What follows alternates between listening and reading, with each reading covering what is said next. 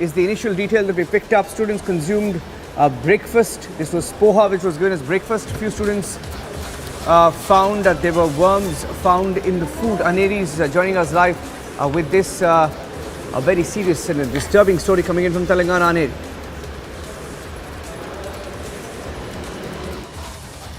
Well, that's right. We have been seeing that this incident has been reported at a government girls' hostel in Sangareddy district of Telangana, where near about 50 girl students fell ill after they had breakfast early in the morning this morning, and the hostel had served poha, but it is being said that there were some worms which were found in that, and that is why these students who had the breakfast at that hostel fell ill, and they started complaining of vomiting, stomach pain, and such other illness, and then they were later shifted to the hospital, the local government hospital there in Sangareddy, and later now the doctors say that they are out of danger, and now treatment is underway for all these students who fell ill. But also at the same time, there are near about 50 students who fell ill at Kasturba Government Girls Hostel in Sangareddy. So definitely a shocking incident coming to light from Sangareddy, where after they had breakfast at the government hostel there, which was the food which was served was said to be having worms, and so now further investigation will be taken up into this matter. And also what we are being said that after the investigation, if something is found wrong, then they will definitely take action on the hostel management and the staff there. Thank you for that. Aneri is joining us with the details coming in from Telangana. Those are the first pictures coming in of the students who are right now being treated at a hospital. In fact, we'll stay with these pictures, very disturbing pictures. Most of these students seen here in pain. We'll keep a close track. Aneri, thank you for joining us with those inputs.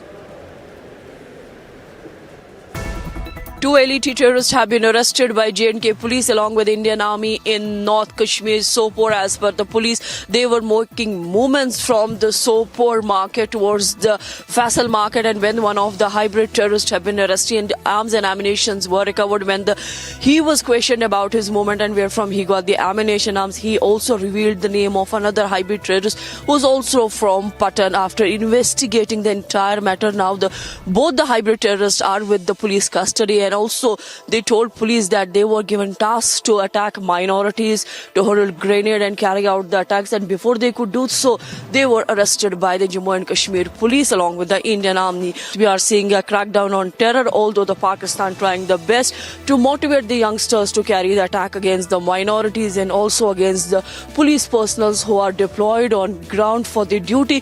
But despite all this, we are also seeing a blow coming to the terror organizations, as the terrorists are being neutralized in almost every anti-terror operation.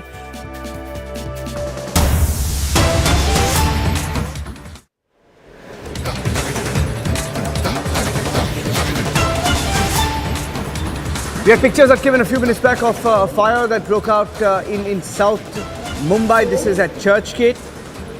Fire tenders were rushed to the spot earlier, and here's a report that my colleague Alisha sent a short while back.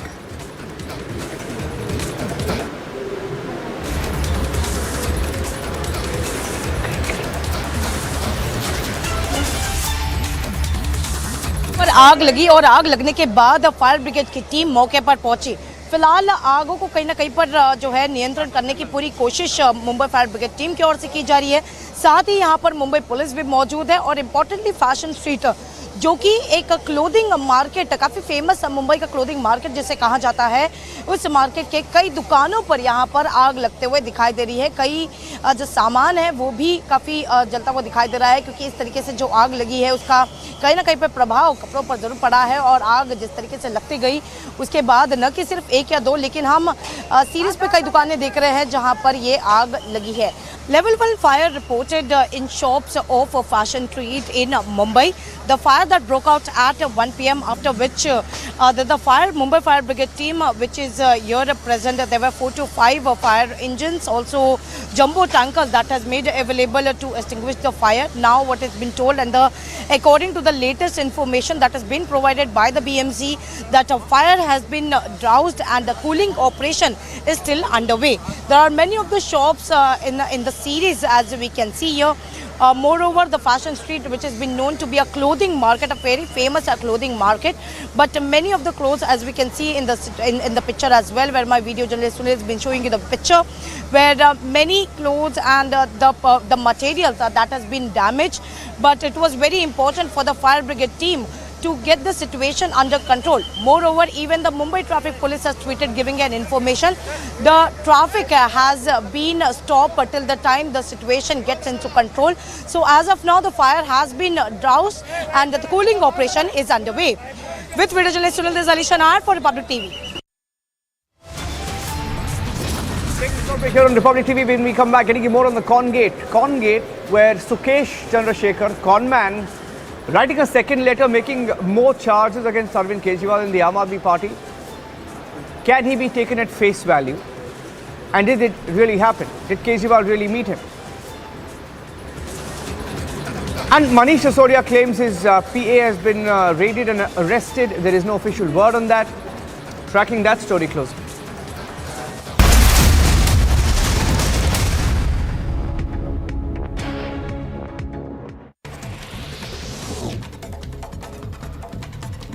Mukhtar Ansari's son Abbas Ansari arrested by ED after 9 hours of questioning by Enforcement Directorate with high security arrangements made for avoiding any conflict.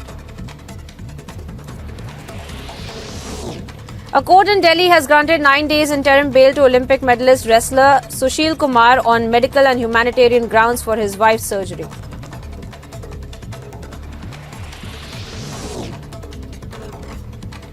As the air quality index deteriorated to a severe category as the recorded as high as 450, Delhi primary schools to remain shut from November 5 till pollution situation improves, and official advise people against stepping out unless absolutely necessary.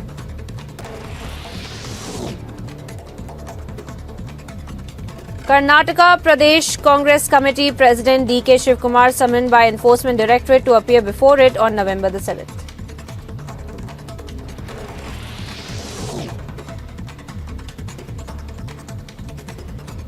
10th India-Croatia Foreign Office consultations held in Zagreb. Wide-ranging discussions on bilateral, regional and international issues including trade and economic, defence and maritime and many other issues were discussed.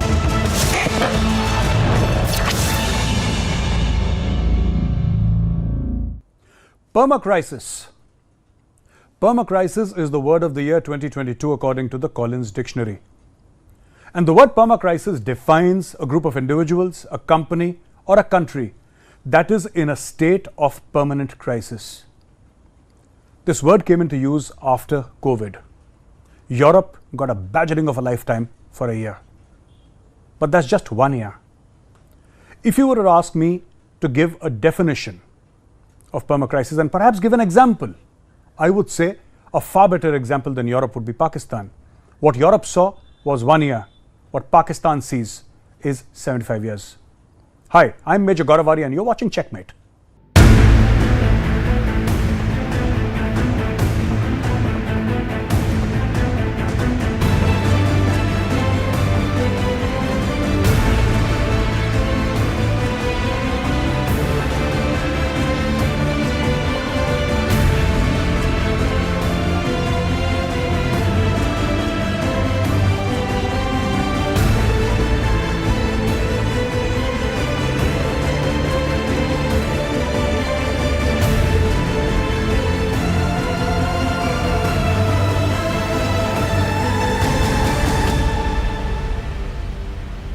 My friends, very recently I tweeted and made a video saying that Indians must donate generously to Imran Khan Niazi. Indians must donate to his party, the Pakistan Tehreek-e-Insaf. And the Pakistanis did not like it one bit. Pakistani media has been discussing this tweet, has been discussing my video statement for at least the past 3 days now. And they say that this is an Indian conspiracy to weaken Pakistan. Pakistan does not require any conspiracy from India or from Israel or from the West to weaken it. Pakistanis are more than enough to weaken Pakistan. But why did I ask Indians across the world to donate to Pakistan Tehreek-e-Insaf?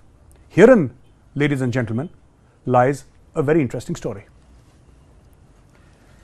I tried to donate from India at a website called namanzoor.com, but that website does not open in India. It was showing an error. So I asked my friends across the world to donate according to whatever they could. I started getting feedback, including screenshots saying that people had actually started to donate to Imran Khan Niazi. This is something that the PTI did not like. The Pakistani media, as I told you before, started playing this on loop again and again. And for the past 3 days, that's all that they've been doing. Now, why did I do this? It's very simple. The kind of damage that Imran Khan has been able to cause Pakistan, none of us will ever be able to do. This man, as I've discussed before in Checkmate, this man has driven a wedge inside the Pakistani army. This man, Imran Khan, for the first time in Pakistan's history, got DGISI, eyes swollen, eyes full of tears, a choking voice, to come and express helplessness in front of the entire world. The DGISI, that mythical so-called fearsome figure, associated with terrorism, associated with covert action, and associated, especially in Pakistan, with regime change. This is what Imran Khan's power is in Pakistan. This is what Imran Khan is able to do. Imran Khan has shaken up the judiciary. Nobody is willing to give a judgment against Imran Khan. Many his sins, do mein devi. The Election Commission of Pakistan comes in for regular abuse as Khan climbs on his container and makes sure that the entire Pakistani public and Pakistanis overseas target the Election Commission of Pakistan. Imran Khan single-handedly caused the Pakistani stock exchange to drop by more than 650 points. It is Imran Khan who's causing political uncertainty in Pakistan. It is Imran Khan who's causing Pakistan to implode. This recent march, this recent long march that Imran Khan calls it, is going to enter Islamabad in the next 1 week. And when it does, it will cause chaos. This is exactly what Imran Khan wants. And there are two reasons for it.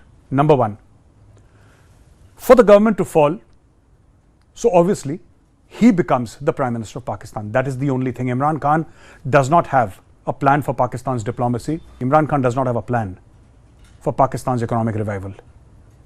He does not have a plan on how to increase the tax base. He has no plan for anything. All he wants is power. And Imran Khan is willing to let the Pakistani people pay any price for that power, that seat of the Prime Minister of Pakistan. And the second thing is, by the end of this month, November, Qamar Javed Bajwa, Army Chief of Pakistan, goes home. Many people asked him, do you want an extension? Would you be continuing? He categorically said no, and so did the DGISPR. They said that General Qamar Javed Bajwa wants to go home peacefully by the end of November. This long march started off, the trigger was the killing of Arshad Sharif in Kenya. Ladies and gentlemen, while that was the trigger, the real intent was to cause pressure, and is currently to cause pressure on the government of Pakistan so that Imran Khan is able to have a say on who the army chief will be. In fact, Pakistani media was discussing very recently that Imran Khan actually reached out to Shehbaz Sharif and said that you give 3 names and I'll give 3 names and then we'll figure out who the army chief should be. And Pakistan calls itself a democracy. The incumbent Prime Minister and a former Prime Minister are fighting who the army chief should be. In any democracy, this is not even a debate. It's just a small news item somewhere in some newspaper. The General so-and-so has been appointed as Chief of Army Staff. On most television channels, it's breaking news for 2 minutes. But in Pakistan, it is a cause of political upheaval. Who will appoint the army chief? Who will be the next army chief? Is it going to be Imran Khan's favorite? Or is it going to be somebody who's against Imran Khan and therefore pro Shehbaz Sharif and Nawaz Sharif? Who's it going to be? And I can tell you this beforehand. If the army chief is someone that Imran Khan does not like or is not pro Imran Khan will make sure that his cyber army turns the next army chief's name into mud. This is exactly what Imran Khan did with General Bajwa. Imran Khan's, he's got thousands of these people. He's got a cyber army, and all they do is turn reputations into mud of various people. They'll just keep on repeating the same thing again and again. There'll be hashtags, there'll be trends, there'll be deep fake videos, and this is what Imran Khan does very well. Imran Khan has also been turning this cyber support into ground support. He started winning elections. It's like a landslide victory for Imran Khan.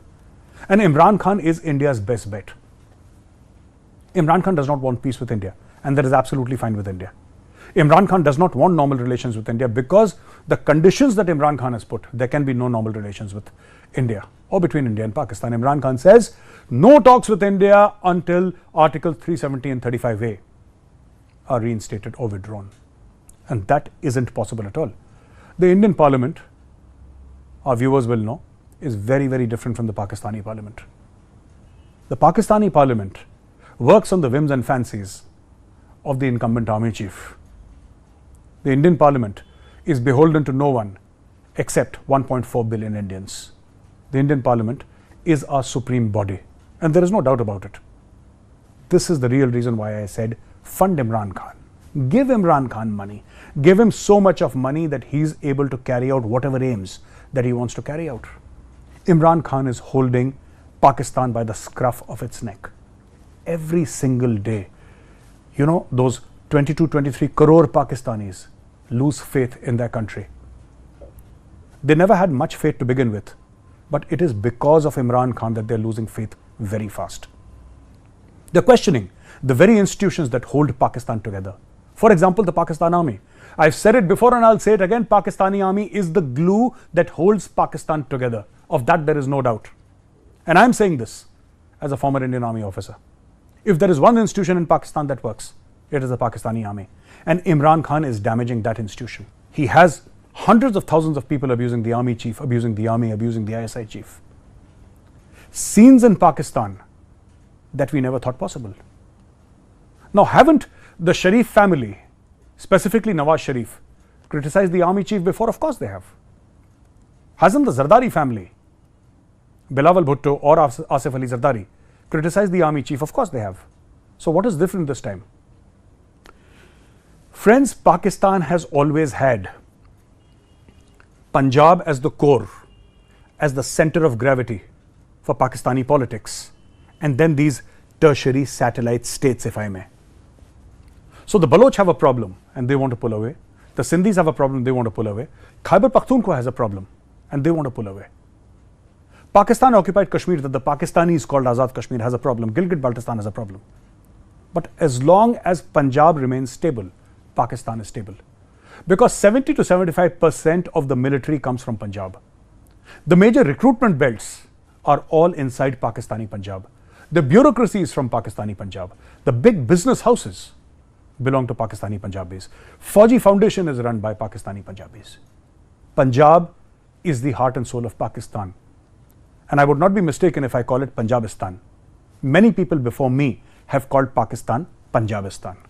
Earlier, all the differences and all the cracks were in separate states. They were never in Punjab. Yes, there were cracks in Balochistan, there still are.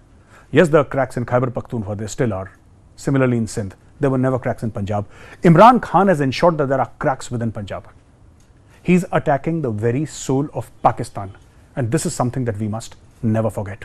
This man is stabbing Pakistan through the heart by stabbing the Pakistani army in the back and by dividing Punjab into two. He's hitting Pakistan where it hurts the most. Recently, Nawaz Sharif's brother, Shehbaz Sharif, went to China. Clear-cut instructions from Nawaz Sharif. Do not do anything that gives a lease of life to Imran Khan Niazi. Give him no space. No discussions with him. Let it be a fight to the finish. Shehbaz Sharif goes to China. Why? It's strange because China is the first port of call when any Pakistani becomes the prime minister. That is the first place where they go. They go to China. At least that has been the routine for the past 20, 25, 30 years. Shehbaz Sharif is going after 6 months. Why? They didn't want to go to China. They didn't want to ask China for money because they naturally assumed that America will fund them, because America had been funding them for all 75 years.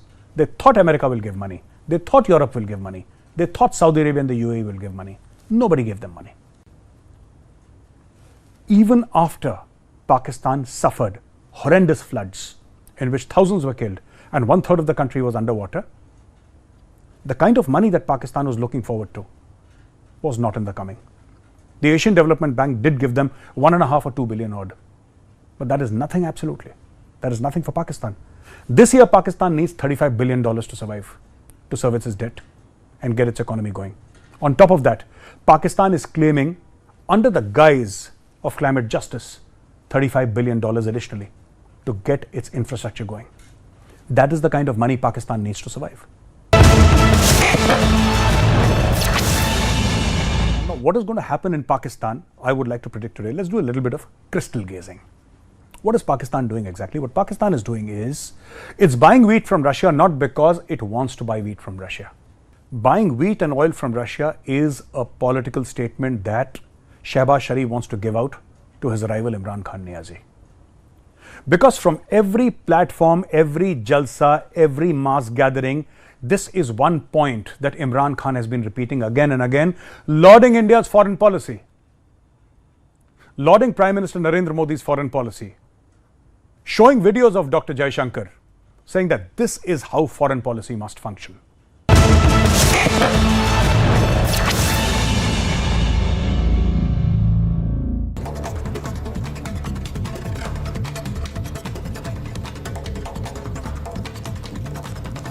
And here's some news in brief. A day after Shiv Sena leader's murder, massive anger erupted. Meanwhile, Hindu organizations have called for a bandh in Amritsar. Remember, Punjab DGP Gaurav Yadav visits Ground Zero and notified of maintaining law and order, along with peace by maintaining strict vigil on rumours. DGP mentioned of investigation is at preliminary stage.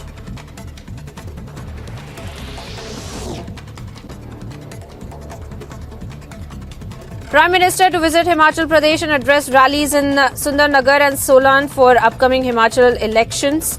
Prime Minister likely to highlight the need for a double-engine government for development and prosperity of the state. Mukhtar Ansari's son Abbas Ansari arrested by ED after 9 hours of questioning by Enforcement Directorate with high security arrangements made for avoiding any conflict. A court in Delhi has granted 9 days interim bail to Olympic medalist wrestler Sushil Kumar on medical and humanitarian grounds for his wife's surgery.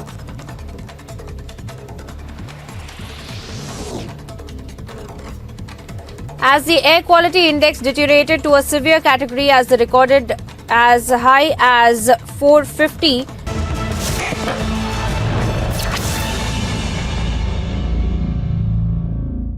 The Crown Prince of Saudi Arabia was very happy giving $450 million to Ukraine as humanitarian aid.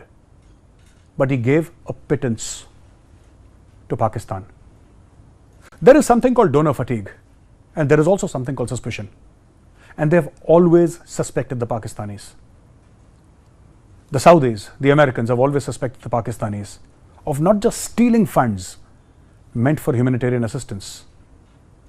They have always suspected them of stabbing them behind their backs. When Saudi Arabia needed Pakistan most, Pakistan turned its face away. When America needed Pakistan most, Pakistan stabbed America in the back. These countries will give Pakistan 10 million, 15 million, 20 million, which is a pittance.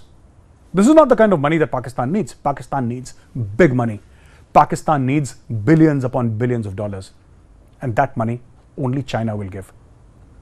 So what is Shehbaz Sharif's play? Or what was his play in Beijing? The play was simple. It was Imran Khan who stopped the China-Pakistan economic corridor. It was Imran Khan who suspected the Chinese of foul play. It was Imran Khan who said that the deals signed with China on the China-Pakistan economic corridor were absolutely opaque and they were not beneficial, rather harmful to Pakistan. I, on the other hand, Shehbaz Sharif, say that Chini Pakistani bhai bhai, we are brothers. Our friendship is sweeter than honey, higher than the Himalayas and deeper than the deepest oceans. And it is I, Shehbaz Sharif, who will ensure that CPAC gets on track. So there is talk of some $10 billion investment in making railway tracks. Now, here is a question which I always ask my Pakistani friends, and this is a question that I'd like to ask you, my dear audience. And the question is that the Chinese claim and the Pakistanis agree that the Chinese have spent between 45 to 60 billion dollars. That has been the physical investment in the China-Pakistan economic corridor till date. That is what the Chinese have already spent on Pakistan, on CPAC. Why is a country that has seen so much of investment by the Chinese have to go to the IMF and on their knees beg for $1 billion? What kind of an impact and effect has the CPAC had on the Pakistani economy? Why would a country that is flush with Chinese equipment, flush with Chinese manpower, flush with Chinese expertise, and flush with Chinese money need to beg for $1 billion? And secondly, will any other country in the world invest in Pakistan apart from China? Think about it. China is investing billions and billions of dollars. Nobody else is. Why is the world not coming forward if Pakistan is such a hot business destination or such a hot investment destination? The Europeans may invest 20, 30, 50 million dollars. Maybe somebody would invest 100, 200 million dollars. But nobody's investing in the billions apart from the Chinese. So what is it that the Chinese really want? It's certainly not return on investment, though that is the stick with which they beat the Pakistanis, They pressure the Pakistanis. But I don't think the Chinese want their money back. And I've said it so many times and I'll say it again. No hesitation at all. China wants Pakistan and it wants all of Pakistan. That is the key to the China-Pakistan economic corridor. Recently, Pakistan approved a plan to buy 300,000 tons of wheat from Russia. Now, why does Pakistan need Russian wheat? Friends, the cost is going to be US dollar 372 per ton. I don't think Pakistan has that kind of money, even if Pakistan is getting it at a discount. Now, what is going to happen in Pakistan, I would like to predict today. Let's do a little bit of crystal gazing. What is Pakistan doing exactly? What Pakistan is doing is, it's buying wheat from Russia not because it wants to buy wheat from Russia. Buying wheat and oil from Russia is a political statement that Shehbaz Sharif wants to give out to his rival Imran Khan Niazi. Because from every platform, every jalsa, every mass gathering, this is one point that Imran Khan has been repeating again and again, lauding India's foreign policy, lauding Prime Minister Narendra Modi's foreign policy, showing videos of Dr. Jaishankar saying that this is how foreign policy must function, that India looks out for its own interests above all else. Imran Khan is not praising India. He's using India's accomplishments to beat two people. One, management by shame, telling the Pakistani people that it is you who have tolerated Shehbaz Sharif sitting as Prime Minister of the country. You must overthrow him if you have even a shred of pride in you. And secondly, he's trying to pressurize Shehbaz Sharif into saying that I would have bought Russian oil, I would have bought Russian wheat, but you, a lackey of the Americans, you, a person who's part of the quote-unquote imported sarkar or the imported government, meaning that the Americans have installed Shehbaz Sharif. That is what Imran Khan claims. You don't dare do this, because this requires courage, this requires a sense of sovereignty, this requires a person who's not going to bow down in front of the Americans. This requires a person who will put Pakistan first. In a sense, it requires Imran Khan. This has been Imran Khan's story, his narrative all throughout. So, at the price of $372 per ton, and this is a report that I'm reading out, at a price of $372 per ton, Pakistan will import 300,000 tons of wheat from Russia. I don't know about the oil as yet. Maybe that's also coming. But initially, it's about the wheat. Now, I'm going to tell you one thing again, crystal gazing. If Pakistan does manage to get Russian wheat, the first thing that Imran Khan is going to say is that they made a deal, government to government, for $372. But when I went and met Vladimir Putin, he promised me wheat at a much lower figure. Absolute nonsense? absolute lies. But this is exactly what Imran Khan Niazi is going to repeat in front of his audience. That adoring Pakistani audience that thinks Imran Khan is Zil Ilahi or the shadow of God.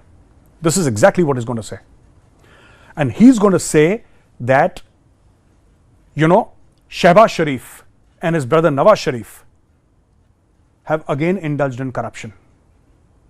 He's going to say that this price of $372 per ton is actually much lower. They've padded up the price and they've looted the country. Ladies and gentlemen, this is going to happen in the future. Just wait and watch. As soon as the deal is finally signed, the price is agreed upon, Imran Khan cannot allow Shehbaz Sharif to politically have such a major win. It's not a big deal actually, importing wheat from Russia. India has been doing it forever and ever. Now, of course, we don't need wheat, but there was a time when we did. When we were not, food-wise a self-sufficient country, and we would import lots of wheat from Russia. So we've got a very old partnership. Now suddenly Russia is the focus of Pakistani politics. Russia, or importing things from Russia, oil, wheat, coal, has become the touchstone. Are you an American lackey or not? If you're not, import from Russia. Show us that you have guts. Show us that you're independent. Show us that Pakistan is a sovereign country. Show us that you're not a lackey of the Americans. Which is exactly why Shehbaz Sharif is importing wheat from Russia. Not because Pakistan cannot import it at the same price from somewhere else, but simply because this is what Khan has pressurized the government into. Now, today, they are importing wheat. The Shehbaz Sharif government is importing wheat because India is not importing wheat. And there is no standard to measure it to. But if it's oil tomorrow, if Pakistan imports oil from Russia, and heaven forbid they import it at a higher price than the Indians, then it will become a matter of honor. That is what Pakistani former Prime Minister Imran Khan will make it. He'll make it a matter of honor. He'll make sure that Shehbaz Sharif's nose is dragged through the dirt. And he tells everybody that this man compromised. India bested this man. Had I been there, I would not have agreed on these terms and conditions. This is the game that Imran Khan is playing with the Pakistanis right now. Recently, Khyber Pakhtunkhwa Minister Kamran Bangash said that during the long march, his followers and many PTI workers will be carrying licensed weapons. Ladies and gentlemen, in India, the term licensed weapon, and in Pakistan, the term licensed weapon mean totally different things. In Pakistan, you can get a license for an AK-47. And there are many people in Pakistan, thousands upon thousands, who possess licensed AK-47s. And this is what Imran Khan is forcing the government to do. Imran Khan wants bloodshed on the road. He wants blood to flow on the road. And he wants a reaction from the army. He wants a reaction from the police. He wants a reaction from the Rangers. He wants to build up a narrative. And Imran Khan wants that chair. He wants to sit on the chair of the Prime Minister of Pakistan, even if hundreds of lives are lost. He does not care. He's clearly focused and he knows how to get there. This, in essence, ladies and gentlemen, is the spirit of the long march. It has nothing to do with the Americans. It has nothing to do with the American so-called sajish or conspiracy. It has nothing to do with the corruption of Shehbaz Sharif and Nawaz Sharif. Though the list of corruptions perpetrated by both the brothers, it's terribly long. But the fact of the matter is Imran Khan wants to become Prime Minister, and he will become Prime Minister, whatever price the common Pakistani has to pay. Thank you for watching this episode of Checkmate. I'll see you again next week. Till then, have a great weekend.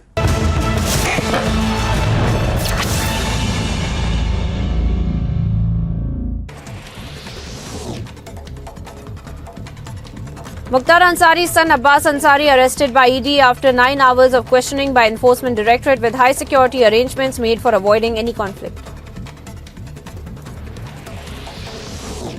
A court in Delhi has granted 9 days interim bail to Olympic medalist wrestler Sushil Kumar on medical and humanitarian grounds for his wife's surgery.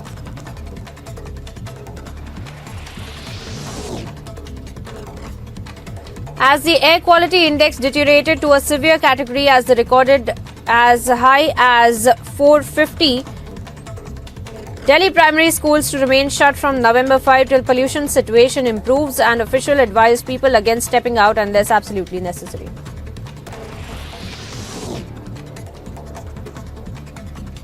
Karnataka Pradesh Congress Committee President D.K. Shivkumar summoned by Enforcement Directorate to appear before it on November the 7th.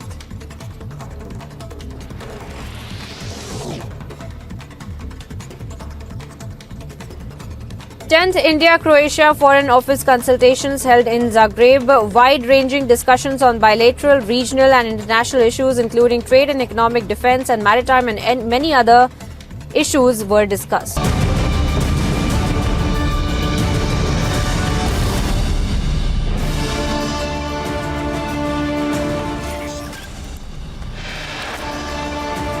Political fireworks in poll-bound Himachal Pradesh. The Prime Minister pushes for a double-engine government, takes on the Congress party. The campaign just getting hotter. Corngate gets bigger. Sukesh Chandrasekhar shoots a second letter. Claims Arvind Kejriwal met him. Makes a series of allegations.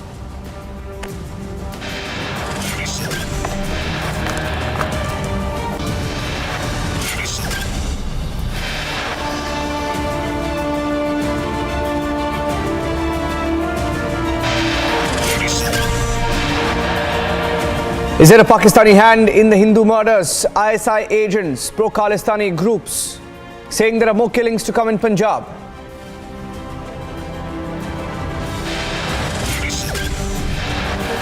Chinese spy vessel spotted in Indian Ocean near Andamans. A repeat of the Hambantota episode as China tries to keep a close track of India's missile systems.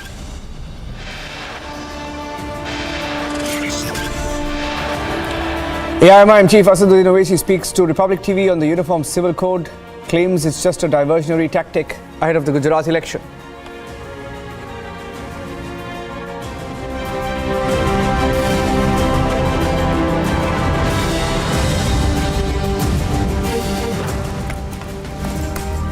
Thank you for joining us on This Is Exclusive. We have details of a man called Amritpal Singh, a leader who wants a separate state of Khalistan. Amritpal Singh, in a video that Republic TV showed a few minutes back, was seen with the accused who's been arrested in the killing of Suri, the Hindu leader. These are first and exclusive pictures coming in on Republic TV as Amritpal Singh, we are hearing, has been taken under house arrest. Amritpal Singh, under scanner in the murder of Sudhir Suri, has been placed under house arrest. That's a Republic TV exclusive. Those are pictures coming in from the residence of Amritpal Singh, getting in more details. In fact, the family of Sudhir Suri had also claimed that Amritpal Singh was involved. That's what the family had claimed. And these are pictures coming in. I'd like to go across to Amandeep, joining us live with those exclusive pictures on Republic TV. Amritpal Singh, we are told, has not been allowed to leave home. Earlier, the family of Sudhir Suri wanted him arrested. They claimed he was responsible for the murder. In fact, Sudhir Suri also claimed there was a video in which Amritpal Singh had threatened him. Amandeep, what are the facts? Who is Amritpal Singh? Why don't you tell our viewers why is he influential and what is his role in this case? Well, Niranjan, Amritpal Singh is the one who has actually taken over the organization which was created by Deep Sidhu, who killed in a road accident.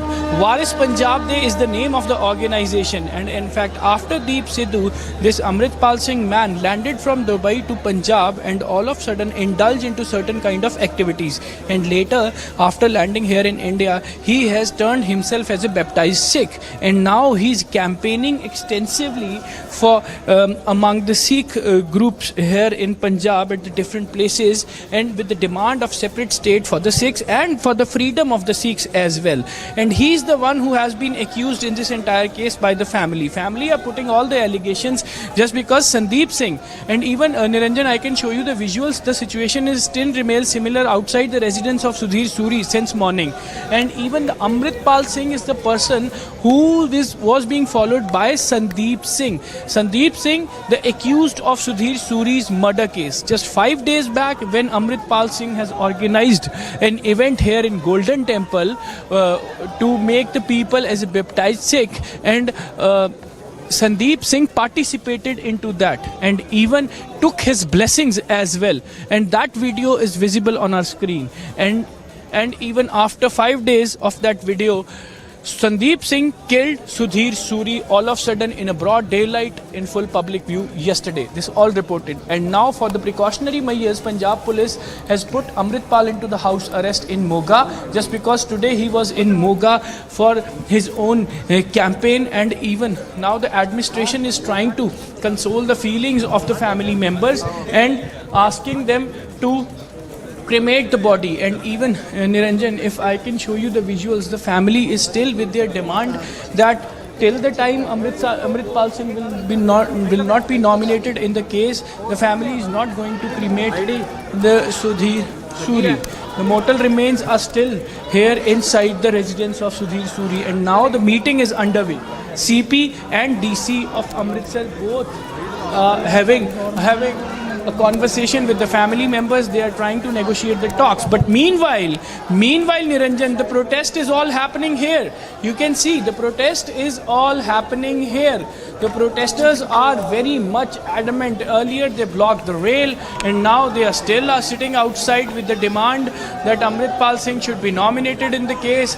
And even they are also put the allegations on the administration as well as police, that police is trying to pressurize the family members to withdraw their demands as well. This is how the situation is turning up now. You can see they are the Hindu leaders, and now they have been asked to participate in the meeting, in the talks which is happening between the family as well as the administration. And this is how, Niranjan, things are turning up. And in fact, the family, after Sudhir Suri's killing, still receiving the threat calls. And Sandeep Singh, who has been arrested by the Punjab police with the weapon which was used in the killing of Sudhir Suri, is still under the custody, but police has not exposed any kind of international angle. Gopal Singh Chawla's video is a confessional video that ISI and pro-Khalistani groups has been emerged into this killing. And in fact, Babbar Khalsa international leader Harvinder Singh Rinda, sitting in Pakistan, he is the one who hatched the conspiracy along with his accomplice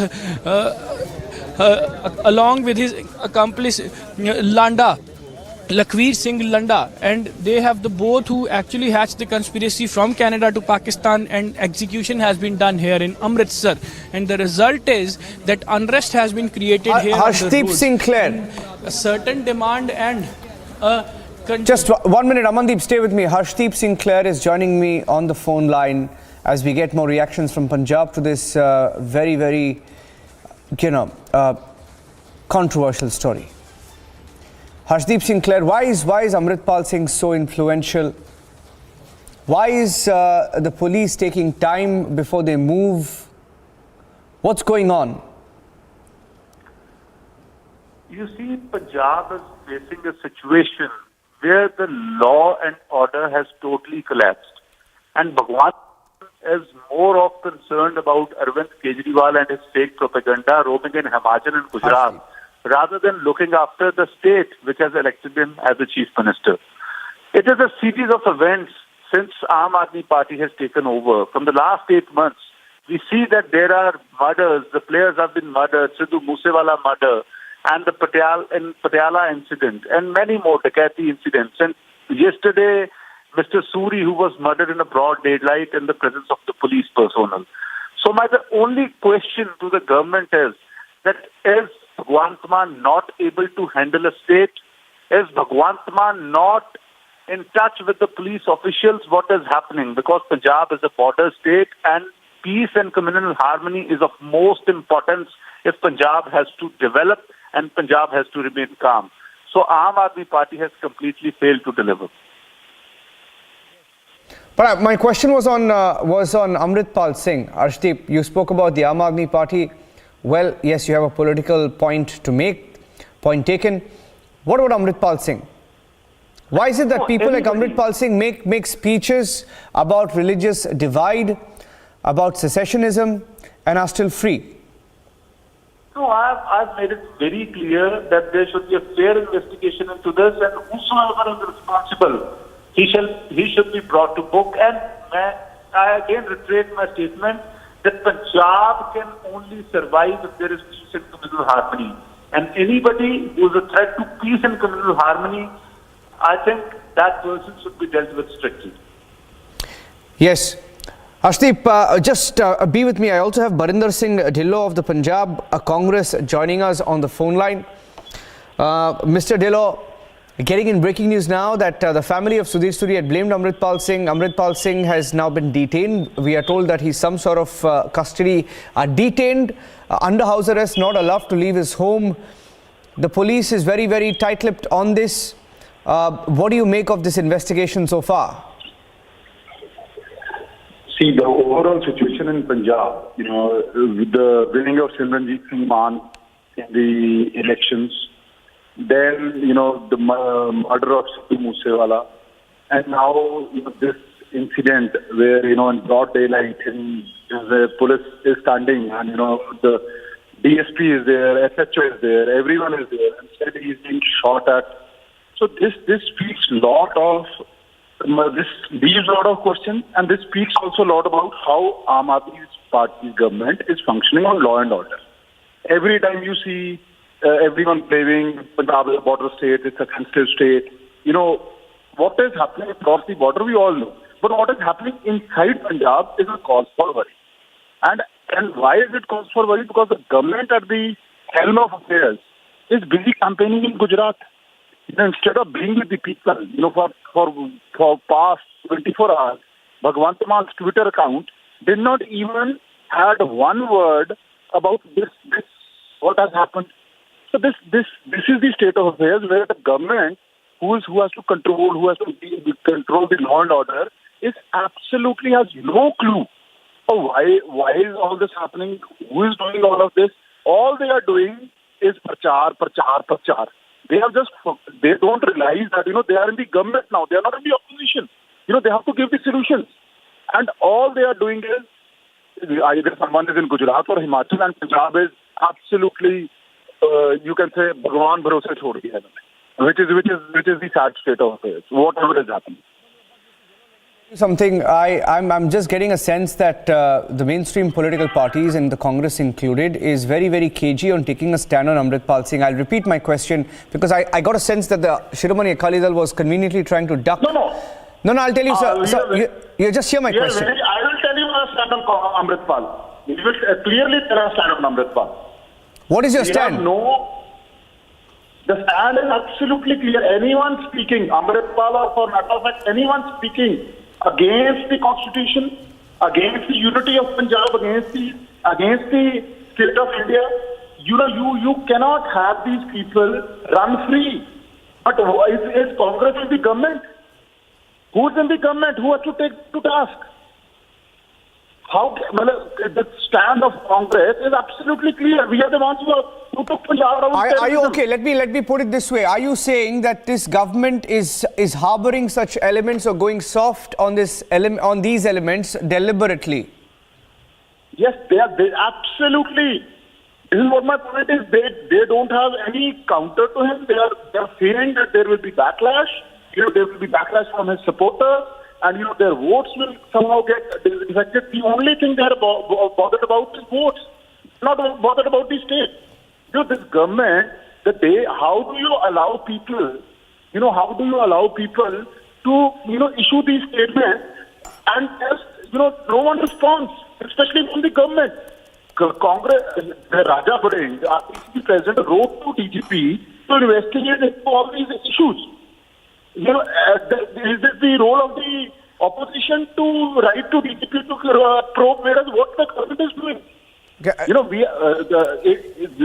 Amritpal, against Amritpal, Raja Bading has already we don't need to clarify our stand. We say anyone. But at this point of time, Congress stand is absolutely clear about what is the government stand. Well, now they will issue a statement. हम इसके खिलाफ हैं, but why are they allowing all of this to happen? A person now who has been arrested in this case had the sticker of Amritpal's organization there. It's not that in the name of preaching of religion, what is happening across India. You know, in the name of religion, you allow fanatics to just move around, roam around free. You can't have fanaticism of this over here in Punjab. Now, this is the same is happening. What BJP is doing. BJP is also doing the same thing. You know, this is the overall the ecosystem is going the same way. So it's Congress. That is why we are saying we have a very clear stand. What is Bharat Jodo And you know, let me tell you, I'm just getting in some breaking news, Barinder Singh, because you're also the Youth Congress president. God alone knows what kind of message is going out to the youth with Sidhu Moosewala murder and this murder. I'm hearing now that in the case of Sudhir Suri, the Amritsar administration is ensuring a job to Sudhir Suri's kin, to his family. I mean, you let it happen. Police is standing there, the murder happens, and then look at that. Those are live pictures from Amritsar as members of the administration in Punjab, in Amritsar, meet the family members of Sudhir Suri. We are hearing that's a live shot. By the way, it's a live shot, and that meeting is happening. And even as this Amritpal Singh is not arrested, now we are hearing he's under detention, some sort of a house arrest. Now he may be let off. While this meeting is on, he's under house arrest. He may be let off. We don't know, but it's very disturbing, the sequence of events. And we are hearing that there were many other leaders who are on the hit list, tracking the story very closely.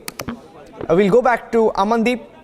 Amandeep is there. Amandeep, can you hear me? Quickly taking a response from Amandeep. Amandeep, can you hear me?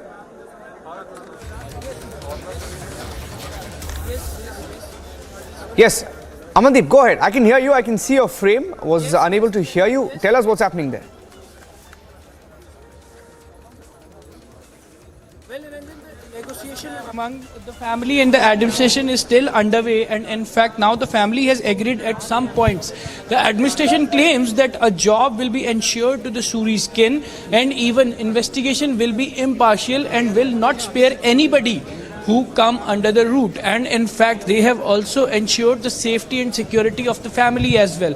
This was the agreed point among the family as well as the administration, but the meeting of Commissioner of Police of Amritsar and Deputy Commissioner of Amritsar with the family member are still underway. You can see the visuals. They came out and they made the announcement, and tomorrow it is likely that the cremation will be scheduled tomorrow itself, just because now the sunset has happened, and according to the rituals, the cremation cannot be happened after sunset. And even tomorrow 12 noon the cremation will take place. Even the announcement was made by the family members, and now the protest has been over. Niranjan, the protest has been over just because all the demands has been accepted by the administration as well as the police. So now the situation is de-escalating. The situation is de-escalating, but uncertainty is still prevailing, Niranjan, just because this is a sensitive and sensational murder that happened in Amritsar. And even if my camera person can pan the camera, the people are still waiting here. They are still here. They are still camped outside the residence of Sudhir Suri, waiting for an announcement from the family, and then this protest will be dispersed. And the last journey of Sudhir Suri will start tomorrow by 12 noon.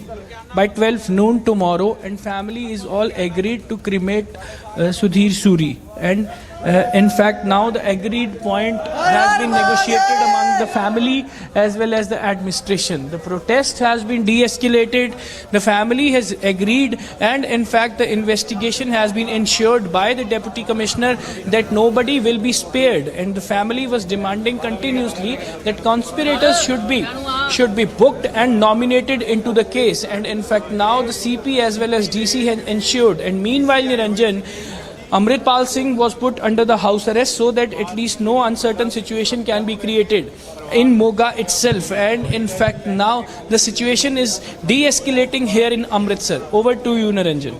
Alright, thank you for that. Tracking the story very closely in Amritsar, situation was tense, seems to be slightly better, and we are hearing that all demands will now be met. Moving on to another exclusive on Republic TV, we spoke to the president of the AIMIM. Asaduddin Owaisi was live on Republic earlier today, and we questioned him on his stand on the Uniform Civil Code.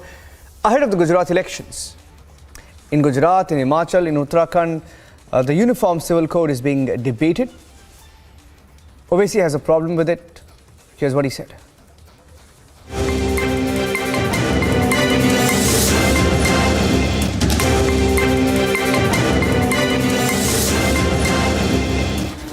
And joining us on the live broadcast this afternoon is Mr. Asaduddin Owaisi, the chief of the AIMIM. Mr. Owaisi is joining us live from Hyderabad. Mr. Owaisi, why are you opposing the Uniform Civil Code?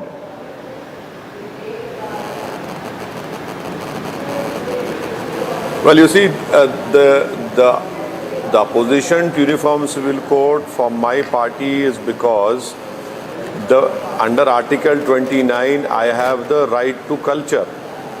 And you cannot impose, you cannot take away my right to culture. It is a basic fundamental right which is part of the basic structure of our constitution.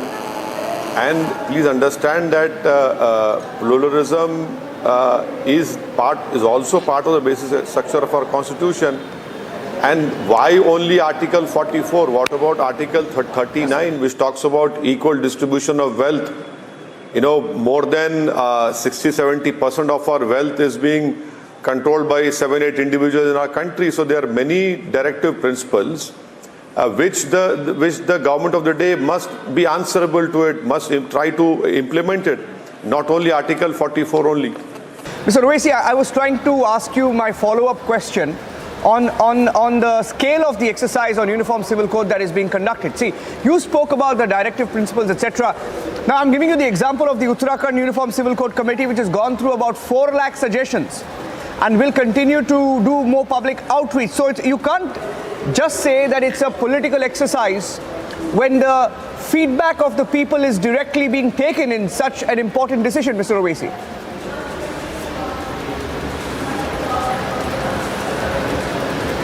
Well, they can.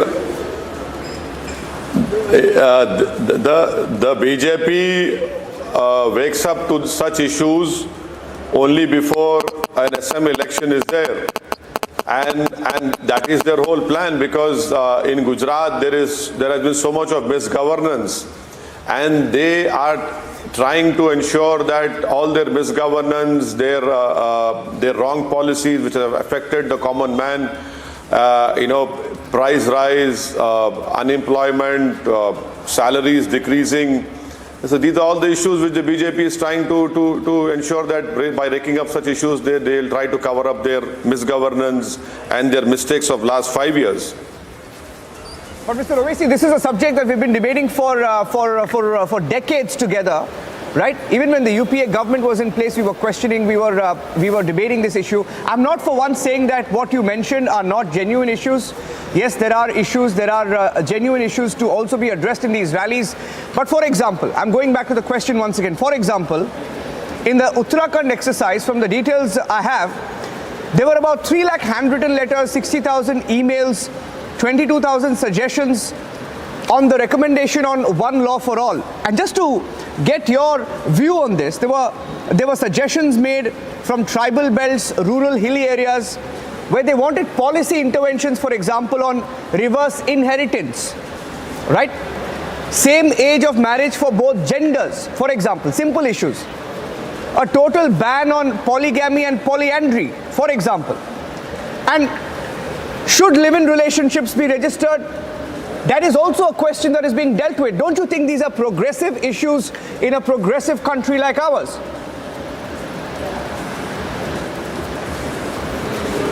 Well, number one is that Hindu Marriage Act is a central legislation. How can the state legislate on a central legislation? Muslim, you have the Muslim Marriage Act or Shariat Application Act. It's a central act. How can a state legislate on that? Thirdly, you talk about polyandry. Polyandry is part of the culture of the tribal people also. Can you take away that? And if my memory serves well, there is a case pending in the Honorable Supreme Court, wherein people have gone to the Supreme Court stating that their polyandry is part of the culture and no government should interfere in that. And moreover, will right to culture be taken away from it? So these are important questions. You see, please remember that pluralism is part of the basic structure of our constitution. Now, if anyone, your question might be, then what is the law? The law is, you have the Indian Succession Act, you have the Special Marriage Act, you use it. Anyone who doesn't want to use religious laws can use the Special Marriage Act, can use the Indian Succession Act, the Juvenile Justice Act is there. Now, Ji, on this question of polygamy, right now, and I asked you a question, you gave me your response, and you spoke about polyandry and tribal belts. In fact, this specific response was also from tribal belts. Let me also tell you that there is a belief, and the BJP is attacking you every day, of course, and they say that you're objecting UCC for pure vote bank politics in Gujarat because that's an issue that was raised, and it's an easy topic for Owaisi. How do you respond to this? Well, I'm thankful to you for raising a very important point relating to the Gujarat state. Now, Niranjan, please tell me, in Gujarat, BJP talks about Uniform Civil Code. Now, can anyone go and change their religion? You cannot do that. You know, you have to take a permission. So what sort of Uniform Civil Code you're talking about? There is a Disturbed Areas Act. Can a Muslim, can the collector give a permission to a Muslim to buy a property from a non-Muslim? He never gives that. So you talk about Uniform Civil Code, but one cannot change religion without permission despite being an adult. You talk about live-in relationship is allowed, but I cannot change a religion unless and until I take a permission from state government. How, so you look at this hypocrisy of the BJP as far as Gujarat is concerned. No, I was saying that in the past, you've had Mr. Ambedkar, Dr. B.R. Ambedkar, you had Muslim members, prominent Muslim members who've backed it, stalwarts who've supported it in the Constituent Assembly, etc., right? So historically, now all these issues have been dealt with in the past by some of the best experts who framed the Constitution. Well, Ambedkar also said on Uniform Civil Code that it has to be voluntary. Baba Sahib Ambedkar also said that anyone who does not want religious laws can use the other laws. And that is why those same elders which made the Constitution gave you and me the right to culture. They gave you freedom of religion. They gave you right to equality. You know, freedom of speech, freedom of expression. So, you know, one cannot forget and remember, these are directive principles.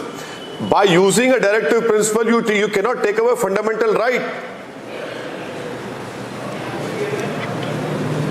Coming to the Gujarat elections, Mr. Owaisi, how many seats is your party planning to contest?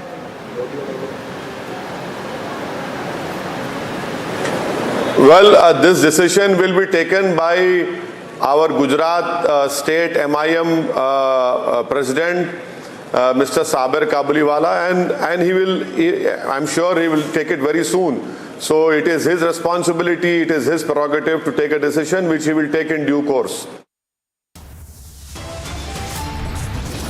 Taking a short break on the show. When we come back, getting you more on the letter written by a conman called Sukesh Chandrasekhar, who's in the Tihar jail right now, and he's made a second claim against the Aam Aadmi Party, against Arvind Kejriwal.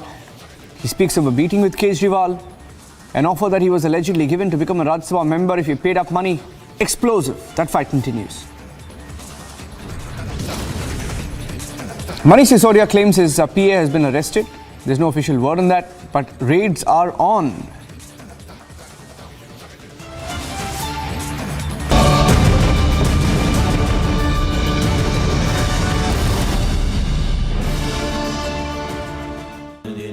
Amity has been ranked India's #1 not-for-profit private university for 10 years, with top 10 ranked institutions in management, engineering, biotech, law, mass comm, telecom, hospitality, fashion and more. Yet another top ranking for Amity University. Karnataka Pradesh Congress Committee President D.K. Shivkumar summoned by Enforcement Directorate to appear before it on November the 7th.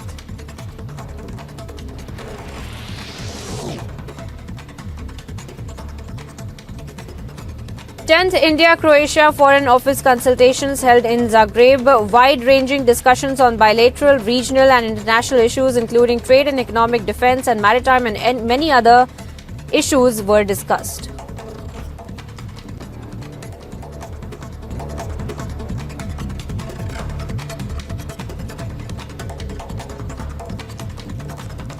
And here's some news in brief. A day after Shiv Sena leader's murder, massive anger erupted. Meanwhile, Hindu organizations have called for a bandh in Amritsar. Remember, Punjab DGP Gaurav Yadav visits Ground Zero and notified of maintaining law and order, along with peace by maintaining strict vigil on rumours. DGP mentioned of investigation is at preliminary stage.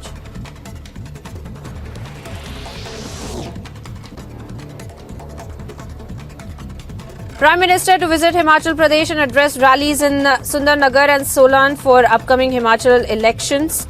Prime Minister likely to highlight need.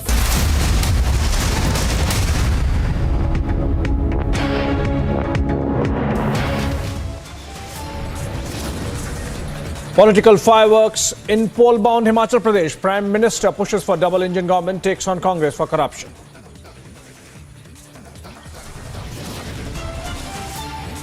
Congate gets bigger. Conman Sukesh Chandrasekhar shoots second letter to Arvind Kejriwal over Vasuli Gate. Delhi Deputy Chief Minister Manish Sisodia's personal secretary raided. Sisodia claims PA arrested, but no official word yet.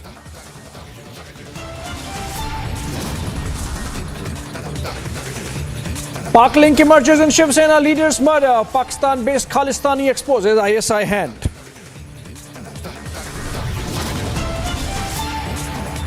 A Chinese spy vessel spotted in Indian Ocean region near Andamans, a repeat of the Hambantota episode.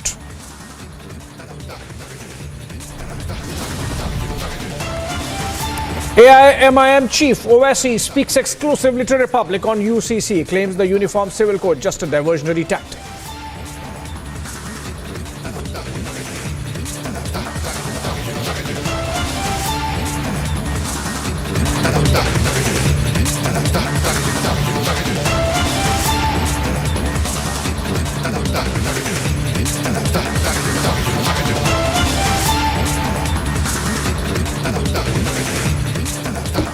All right, getting in breaking news development in connection with the Sudhir Suri murder case. Amritpal Singh, who the family of Sudhir Suri has now accused of murder, has been put under house arrest in Moga as a preventive measure. Hindu activist family had demanded case against Amritpal Singh. And remember, the murder accused of Sudhir Suri, the man had met Amritpal Singh just 5 days back, and in fact Amandeep joins us live. Amandeep, the Amritpal Singh story in fact getting center stage now.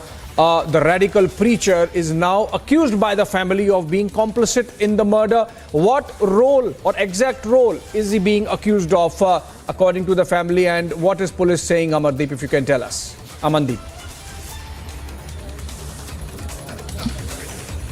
Well, Abhishek, the point is that Sandeep Singh, the accused of this entire case, is under the influence of Amritpal Singh. And in fact, he is a very close member of Waris Punjab Day, as the stickers of Waris Punjab Day organizations has also been witnessed on his vehicle. And even just 5 days back, on 30th of October, Sandeep Singh visited Golden Temple, met Amritpal Singh, took his blessings, and in fact, he turned himself as a baptized Sikh. And later on, after just 5 days, he killed Sudhir Suri in a broad daylight and in a full public view.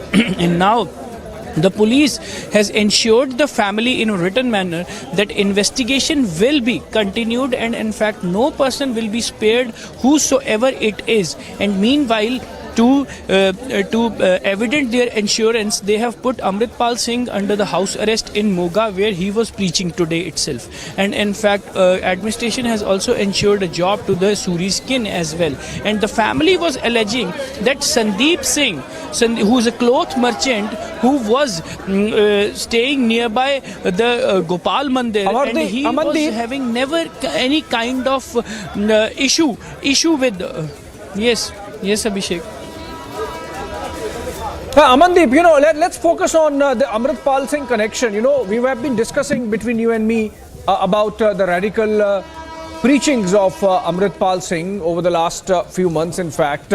And it seems that the murder accused had some connection with Amritpal Singh in terms of, taking ideas of radical Sikhism from the preacher. And it's likely that the teachings of Amritpal Singh influenced the accused in a manner that he carried out the killing of Sudhir Suri. Is that the line which the police also is looking at? Also, if you have some understanding of Amritpal Singh's Khalistani links. Well, absolutely, Abhishek. Both links are very much connected to each other. Amritpal Singh demanding a separate state for the Sikhs in Punjab and supporter of the Khalistan. He was preaching day by day in several cities of Punjab and trying to engage the maximum youth from Sikh community. And in fact, Sandeep Singh, one of them who was actually under the influence of Amritpal Singh's preaching regarding a separate state for the Sikh community, as well as the preachings also. And in fact, he has also certain kind of sentiments against the Hindu community as well. And that is the reason Sandeep Singh remained under the influence. And in fact, when in nearby the Gopal temple, Sudhir Suri was protesting, just because everybody knows that Sudhir Suri was very much vocal against the radicals, and he spoke against the Khalistani people in a very public manner. And he has received certain threats also. He always on the top list of the pro-Khalistani elements, and that is the reason. And now the police is also joining the dots. They are connecting the dots that how Amritpal's link has been emerged into this, how Gopal Chawla has released the video from the Pakistan celebrating the killing of Sudhir Suri, how Harvinder Rinda and Lakhbir Landa's link is emerged into it. But the local connection is Amritpal Singh, and family is primarily accusing Amritpal Singh for provoking Sandeep Singh to kill Sudhir Suri. Under his influence, Sandeep Singh has killed Sudhir Suri just because of Amritpal Singh. And now the police has ensured the investigation. That investigation will also take the line towards the Amritpal as well, and try to find out the role and connect the evidence as well. And the written assurance has been given. Abhishek, one thing need to understand. Deep Sidhu, who was famous for his provocative speeches among the youth of Punjab, he was killed in a road accident. He was dead in a road accident. And in fact, after that, the organization that was created by Deep Sidhu, Waris Punjab Day, who will handle him? That was a big question. Who will handle that organization? And that organization has been connected to several youth in Punjab. They are basically emotionally attached to that organization, Waris Punjab Day. And after Deep Sidhu, all of a sudden, this man, Amritpal Singh, landed from Dubai to Punjab, and he turned himself as a baptized Sikh and started staying in the Gurdwaras and Damdami Taksal, which is a base of certain Sikh organizations, and posing himself that he is the one who actually talk about the rights and the freedom of the Sikh community. And then he started campaigning for this. He started preaching in a full public view, especially in the border districts, Amritsar, Gurdaspur, Tarantan, Firozpur. And today he was preaching in Moga itself. And even certain youth and the people has already intacted from his speech, and even the obviously certain old faces, Simranjit Singh Maan, and even certain other faces who always support Khalistan in an open manner, they are also pressing the support to Amritpal Singh. That's because they are witnessing a future that can survive the Khalistani agenda in Punjab, and that is the reason he was getting a big support. Yes, Abhishek, yes. Yeah, these are some very, stark connections that are emerging between Khalistani elements and Amritpal Singh, and of course, the killer of Sudhir Suri, Sandeep Singh. But The fact that Amritpal Singh was preaching for months, staying in Gurudwaras, invoking Bhindranwale, among others, and essentially radicalizing youth along the lines of separatism is something that should be a cause of worry. Amandeep, stay with us. Let's listen to some political reactions. First up, we have the Rashtriya Muslim Manch's Indresh Kumar. शोभनीय है, अमानवीय है और शैतानियत से भरा हुआ कदम है। इसकी जितनी भी निंदा की जाए उतना ही कम है। और इसी के साथ साथ संपूर्ण भारत के लोगों ने दल से, जाति से, धर्म से, भाषा से, भूगोल से ऊपर उठकर सरकार को संदेश देना चाहिए कि पूरा देश उसके साथ खड़ा है। Take a proper action against आर्ट दैल क्रूलिटीज। सर, जिस तरह से माइनॉरिटीज को एक पाकिस्तान कह रहा है क्योंकि वहाँ के खालिस्तानी जो है गोपाल चावला, उसका वीडियो सामने आया, पंजाब पुलिस ने उस पर एफआईआर भी दर्ज किया। वो कह रहे हैं कि कई और हिंदू नेता जो हैं वो हमारे निशाने पर हैं और वो ऐसी ही मौत मारे जाएंगे। ऐसा है, जो भी मानवता विरोधी आंदोलन है, ताकतें हैं, जो भी संविधान विरोधी ताकतें हैं, जिनको भारत में और विश्व में जो शांति के दुश्मन माने जाते हैं, विकास के दुश्मन माने जाते हैं, यह उन्हीं के चेहरे और वीडियोस हैं। और इसलिए मुझे पूरा विश्वास है ऐसी अमानवीय और राक्षसी ताकतें एक दिन पूरी तरह से पराजित होंगी। और इस विश्वास के साथ मैं सबसे कहूँगा, now it is a proper time, जब हम जाति, दल, धर्म, मजहब, भाषा, भूगोल के भेदों से ऊपर उठकर एकजुट भारत और एकजुट भारतीय के रूप में खड़े होकर हम एक एक जन और एक एक इंच की रक्षा करें। Amandeep also spoke to the son of Sudhir Suri, the assassinated Hindu leader, a while back. Let's listen into that as well.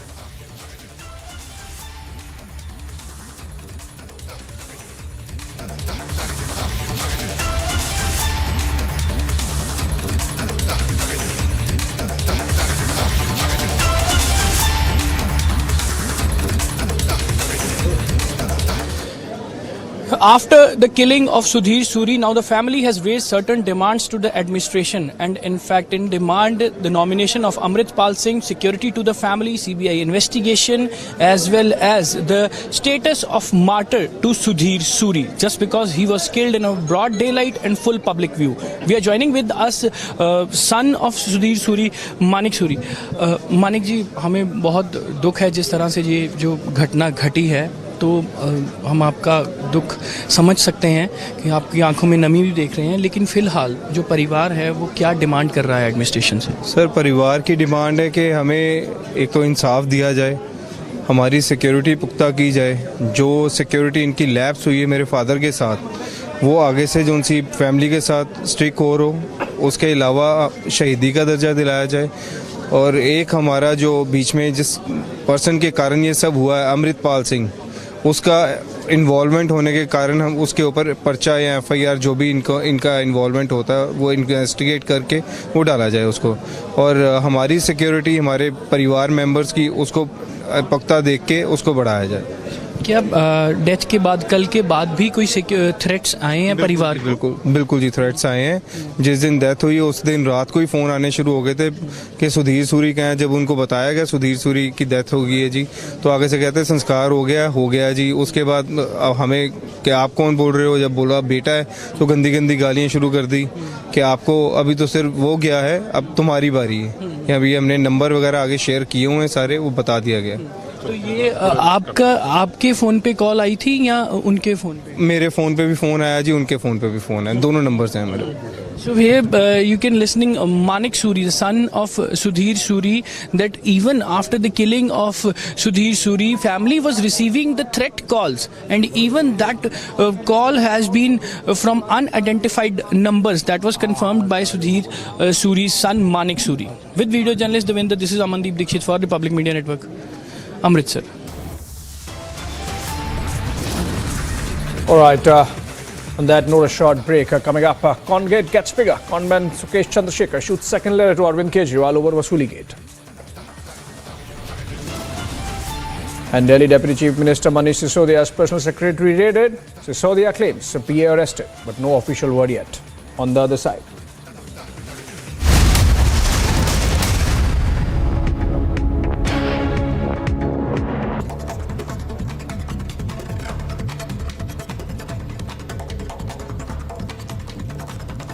And here's some news in brief. A day after Shiv Sena leader's murder, massive anger erupted. Meanwhile, Hindu organizations have called for a bandh in Amritsar. Remember, Punjab DGP Gaurav Yadav visits Ground Zero and notified of maintaining law and order, along with peace by maintaining strict vigil on rumours. DGP mentioned of investigation is at preliminary stage.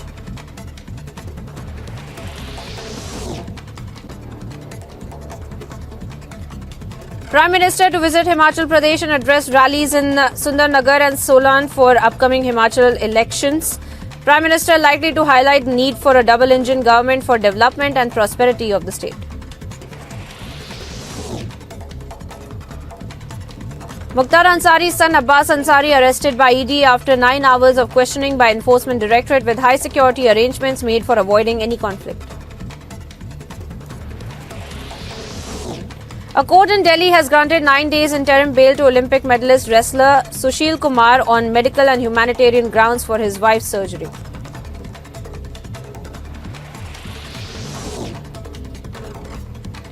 As the air quality index deteriorated to a severe category as the recorded as high as 450, Delhi primary schools to remain shut from November 5 till pollution situation improves, and official advise people against stepping out unless absolutely necessary.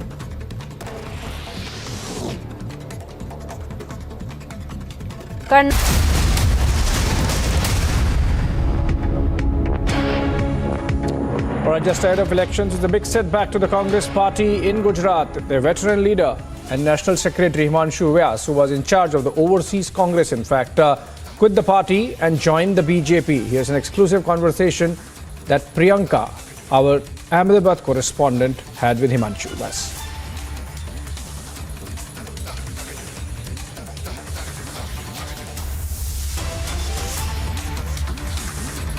शुरुआत हो चुकी है, but Congress के कई सारे जो senior leaders हैं वो कांग्रेस पार्टी में से भी इस्तीफा दे रहे हैं। हिमांशु व्यास ने अभी बीजेपी ज्वाइन किए हैं, उनसे भी बात करते हैं। हिमांशु जी, कांग्रेस के आप कई बड़े नेता रह चुके हैं। आप राहुल गांधी, सोनिया गांधी से डायरेक्ट टच में थे, प्रियंका गांधी से डायरेक्ट टच में थे, सैम पिट्रोडा के सर के साथ में डायरेक्ट टच में थे। क्या दिक्कत आ गई थी कांग्रेस पार्टी में कि अब आपको छोड़ के बीजेपी में आना पड़ा? मैं 1 साल से अपने आप को एक सुसुप्त अवस्था में पा रहा था कि पार्टी को जैसे हमारा कोई उपयोग रहा नहीं है। हम लोग बेसिकली पब्लिक के बीच में रह के अपना काम करना चाहते हैं, बट हमारी कहीं सुनवाई नहीं होती थी। गुजरात के अंदर देखने जाओ तो 2-2 साल तक पार्टी की बॉडी नहीं बनती थी, इंचार्ज नहीं आते थे, यानी कि निगलेक्ट कंप्लीटली पार्टी हो गई गुजरात की। उसमें हमारा भी समावेश, हम AICC की सेक्रेटरी होते हुए भी हाई कमांड को जब मिलना है तो मिल नहीं पाते थे। वो सब बातों ने इतना मुझे एहसास करा दिया कि भाई हमारी यूटिलिटी ख़त्म होने जा रही है। सो आई डिसाइडेड कि मुझे अपने आप को इस परिस्थिति में से बाहर निकाल के कहीं गतिशील होने की बहुत ज़रूरत है। That's why I have decided to resign from Congress. बातें ये भी हैं कि कांग्रेस पार्टी में जो नेता नहीं है, ऐसी बातें हर कोई नेता बोलता है कांग्रेस पार्टी छोड़ते वक्त कि उसमें कोई प्लानिंग नहीं थी। इलेक्शंस के इतने करीब भी क्या कुछ प्लानिंग आपको दिख रही थी कांग्रेस पार्टी की स्टेट लेवल पे हो रही? मुझे लगता है कि बहुत वीक दिखाई रही है पार्टी, जो करना चाहिए वो दिखता नहीं है। और मेरी बात छोड़िए, बहुत सारे सीनियर लीडर साइडलाइन है, पार्टी कैसे जीत पाएगी वो मेरे लिए एक सवाल खड़ा कर दिया। मैं कोई चुनाव लड़ने के लिए कोई पार्टी बदल के आया हूं ऐसा नहीं है, बट मेरी आकांक्षा काम करने की है। अगर मुझे मौका ये पार्टी देती है तो मैं इसीलिए भारतीय जनता पार्टी में जुड़ा हूं कि यहाँ एक गतिशील नेतृत्व है, कार्यकर्ता लगे हुए हैं, तो उसमें मैं मेरा कुछ प्रदान लोगों के लिए कर पाऊंगा। आगे और ये भी बात है, जैसा कि आपने कहा कि इलेक्शंस को ध्यान में रखते हुए ऐसा बोला जा रहा है कि कई सारे कांग्रेस के नेता छोड़ के अब बीजेपी में आना चाह रहे हैं, और क्या टिकट्स की कोई बात हुई है कि आपको भी इलेक्शन में लड़ने का मौका मिलेगा? मैंने कोई टिकट की अपेक्षा नहीं रखी है। मैं नई चुनाव लड़ना चाहता हूं। मैं सिर्फ पार्टी के अंदर रह के संगठन में जो कामगिरी दी जाएगी वो करना चाहता हूं। Would you appeal to the Congress leaders anything now that you have left the party as to what they should be doing? Because there are a lot of shortcomings that we see by several leaders saying the same exact thing, that there is no leadership, that there is no coordination, that there is no planning. I think I am not the person who can advise them. But have you witnessed it? Have you experienced it yourself? They think that they are very much knowledgeable people and ground level workers are not important, and they decide tickets in Delhi and everything they decide from Delhi, and there is no analysis. Even what I can say, because I don't want to criticize anybody, but it is really disheartening for me.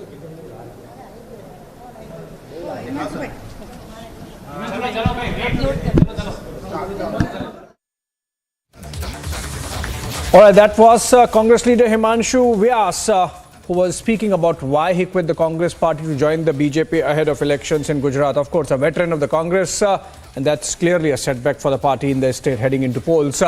Moving on, in a big win for security forces, 2 Lashkar-e-Taiba terrorists were apprehended in Jammu and Kashmir's Sopore. Here's a report filed by Zeenat Zishan Fazil from Srinagar. 2 elite terrorists have been arrested by J&K police along with Indian Army in North Kashmir's Sopore. As per the police, they were making movements from the Sopore market towards the Faisal market, and when one of the hybrid terrorists have been arrested and arms and ammunition were recovered, when he was questioned about his movement and where from he got the ammunition arms, he also revealed the name of another hybrid terrorist who's also from Patan. After investigating the entire matter, now both the hybrid terrorists are with the police custody, and also they told police that they were given tasks to attack minorities, to hurl grenade and carry out the attacks, and before they could do so, they were arrested by the Jammu and Kashmir police along with the Indian Army. We are seeing a crackdown on terror, although the Pakistan trying the best to motivate the youngsters to carry the attack against the minorities and also against the police personnel who are deployed on ground for the duty. But despite all this, we are also seeing a blow coming to the terror organizations as the terrorists are being neutralized in almost every anti-terror operation.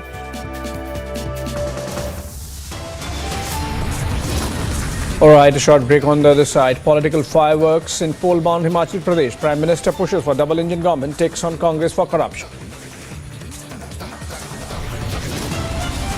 AIMIM Chief Owaisi speaks exclusively to Republic on UCC, claims the code just a diversionary tactic.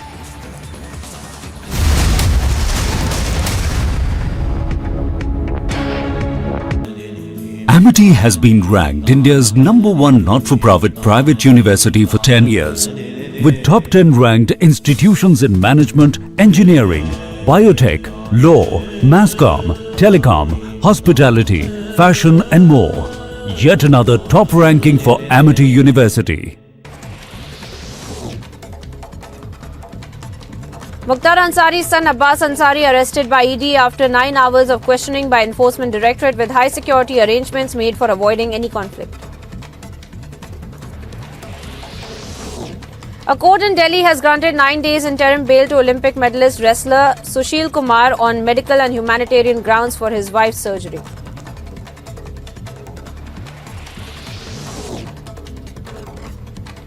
As the air quality index deteriorated to a severe category as recorded as high as 450, Delhi primary schools to remain shut from November 5 till pollution situation improves, and official advise people against stepping out unless absolutely necessary.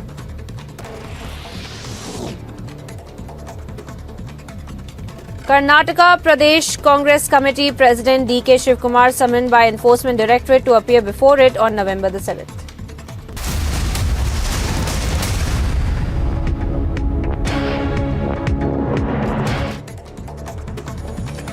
Protests were seen on streets of Amritsar as the mortal remains of Sudhir Suri were brought home.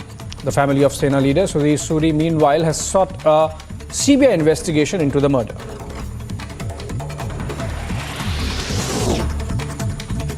ISI-backed Khalistani angle has been established in the murder of Sudhir Suri, a pro-Khalistani leader residing in Pakistan. Gopal Chawla has praised the murder of Suri.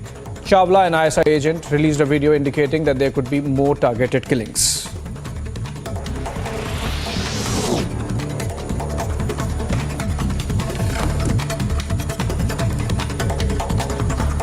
Conman Sukesh Chandrasekhar has released a second letter claiming that Kejriwal promised him a Rajya Sabha seat. He added in the letter dated 4th of November that Kejriwal had met him regarding funding.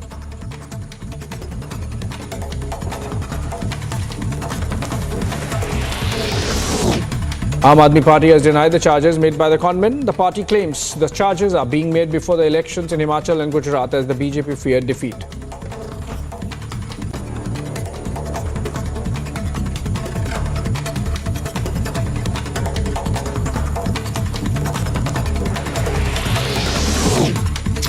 Delhi Deputy Chief Minister Manish Sisodia claimed that his personal assistant was arrested following raids by Enforcement Directorate at the latter's residence. However, ED has not issued any official word on his claims.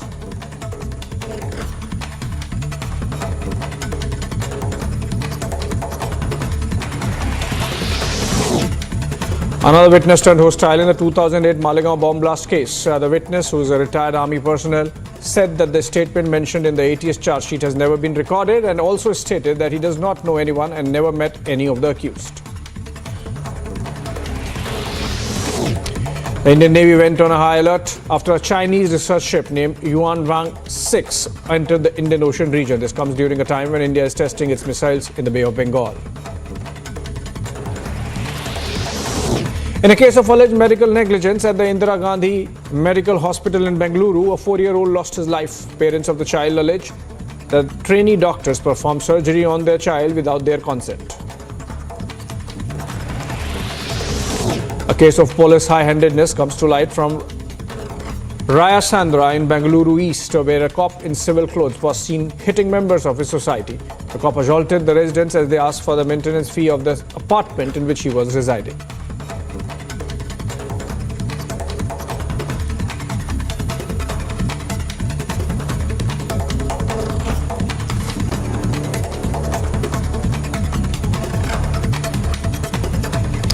Getting in visuals from Varanasi, viewers, and the devotees have lit 5 lakh diyas on the occasion of Tulsi Vivah at the Gadoli Dham. It's a significant festival celebrated among Hindus. Let's look at those pictures.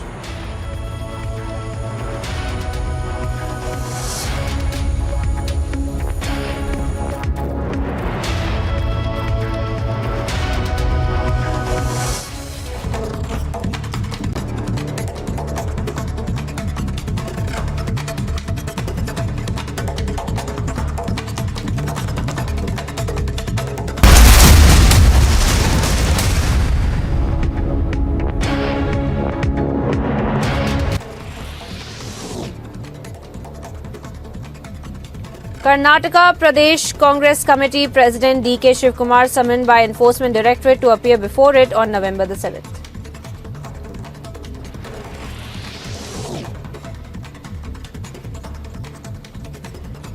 Tenth India-Croatia Foreign Office consultations held in Zagreb. Wide-ranging discussions on bilateral, regional and international issues including trade and economic, defence and maritime and many other issues were discussed.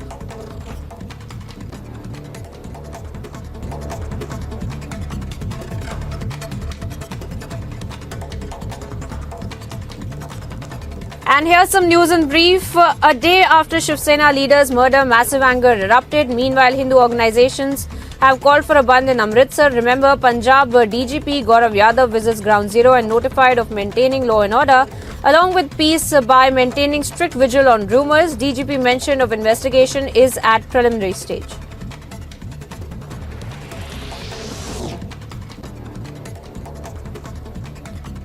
Prime Minister to visit Himachal Pradesh and address rallies in Sundarnagar and Solan for upcoming Himachal elections. Prime Minister likely to highlight the need for a double-engine government for development and prosperity of the state. Mukhtar Ansari's son Abbas Ansari arrested by ED after 9 hours of questioning by Enforcement Directorate with high security arrangements made. Sir, लगातार पंजाब में पराली जलाई जा रही है, लगातार पंजाब में पराली जलाई जा रही है, दिल्ली में पोल्यूशन हो रहा है। सर आप जवाब तो दीजिए सर। आपकी सरकार ने कहा था कि आप काम करेंगे, इस तरह से कब तक होगा सर?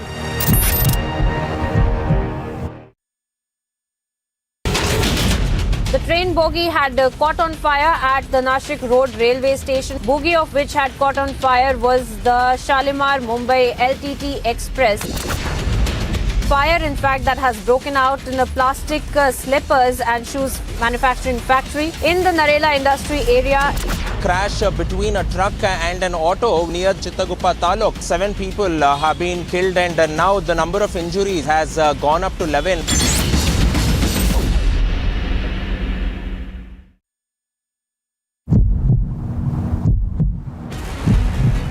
क्या कहना चाहेंगे सर, जिस तरह से पराली को लेकर बार आज पराली की आज देखो ये कितना बदल। सर देखिए कितना बड़ा मुद्दा है जो दिल्ली तक गया है। मेरी बात सुनो, जब मैं पराली पे पीसी करूंगा तो फिर आ जाऊंगा ना, छोड़ छोड़ नहीं जब मैं ना ऐसा नहीं मैं करूँ नहीं इतना बड़ा इशू नहीं 2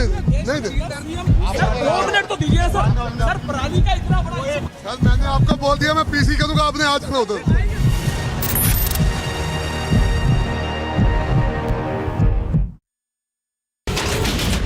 The train bogie had caught on fire at the Nashik Road railway station. Bogie of which had caught on fire was the Shalimar Mumbai LTT Express. Fire, in fact, that has broken out in a plastic slippers and shoes manufacturing factory in the Narela industry area.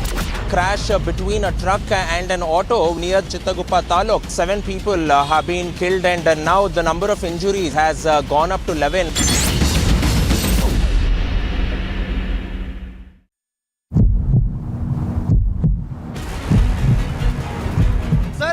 Sir लगातार पंजाब में पराली जलाई जा रही है, लगातार पंजाब में पराली जलाई जा रही है, दिल्ली में पोल्यूशन हो रहा है। सर आप जवाब तो दीजिए सर। आपकी सरकार ने कहा था कि आप काम करेंगे, इस तरह से कब तक होगा sir?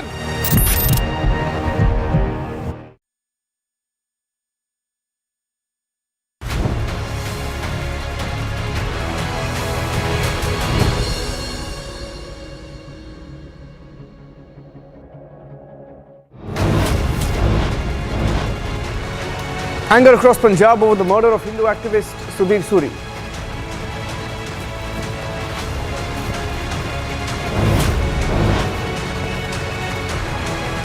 Amritpal Singh is under house arrest. He's the man that the family of Subir Suri claimed was behind the murder. A very controversial story in Punjab. Tracking the story live.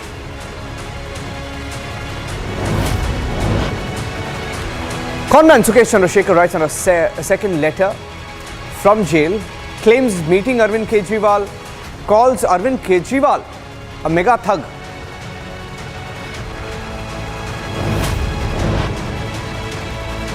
Is there a Chinese spy ship near the Andamans to monitor missile tests being carried out by India? The Navy is on alert.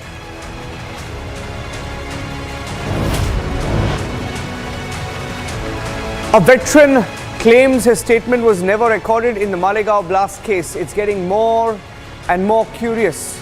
A fraud in the Malegaon case. Republic tracking the details.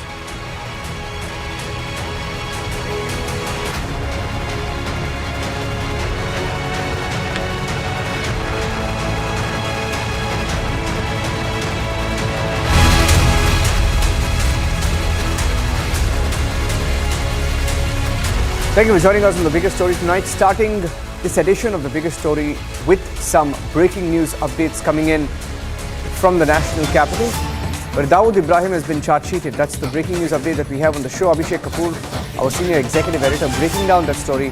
Abhishek, take us through the details. What do we know about this case?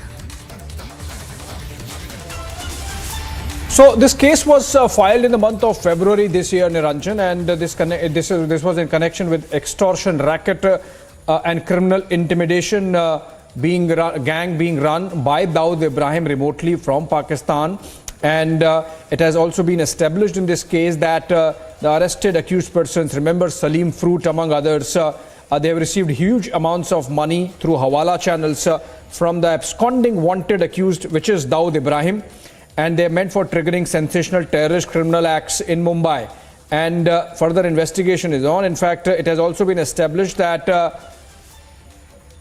members of the D company, which includes the accused who have been charge sheeted, they are a terrorist gang and are organized crime syndicate, and they conspired to carry out criminal activities of extortion, among others, to raise money locally, as well as, of course, Dawood Ibrahim sending the money through Hawala channels, only and only aimed at creating communal divide and other terror activities and other terror incidents in the country. Now, those who are charge sheeted, Niranjan, apart from Dawood Ibrahim, who's charge sheeted in absentia, there is the name of Shakil Sheikh alias Chota Shakil, and he's wanted accused number 2.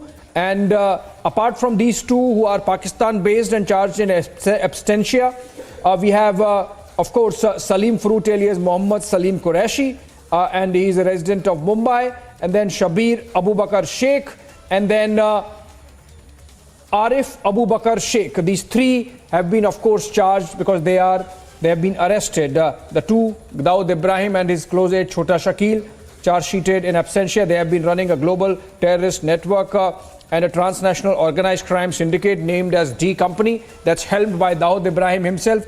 And Dawood getting charge sheeted is a significant development, and this is at the NIA Mumbai police station, Niranjan, and under section 17, 18, 20 of the UAPA Act and other sections of the Makoka and of course the IPC. Niranjan. Yes, just one short question, one short answer from you, Abhishek, on what happens next. I mean, we know that Dawood is in Pakistan. What happens next? So, Niranjan, the NIA says that in further investigation is on. They are working on finding more links, more durable links between this organized syndicate that was operating out of Mumbai and carrying out extortion, among other things, intimidating people and extorting money, and then channelizing funds through Hawala and carrying out disruptive activities across the country, including smuggling of narcotics and then channelizing those funds into terror. And after those links are established, obviously that becomes part of a existing dossier on Dawood Ibrahim, including his activities, his location, everything else for the international community. Remember, he is a globally designated terrorist, and the fact that there is a bounty on his head, even by the United States, clearly shows the seriousness of the situation. So I think this is essentially marshalling of evidence that happens with all the information that NIA is collecting through this investigation. And as I said, further investigation is on. Thank you for joining us with those inputs.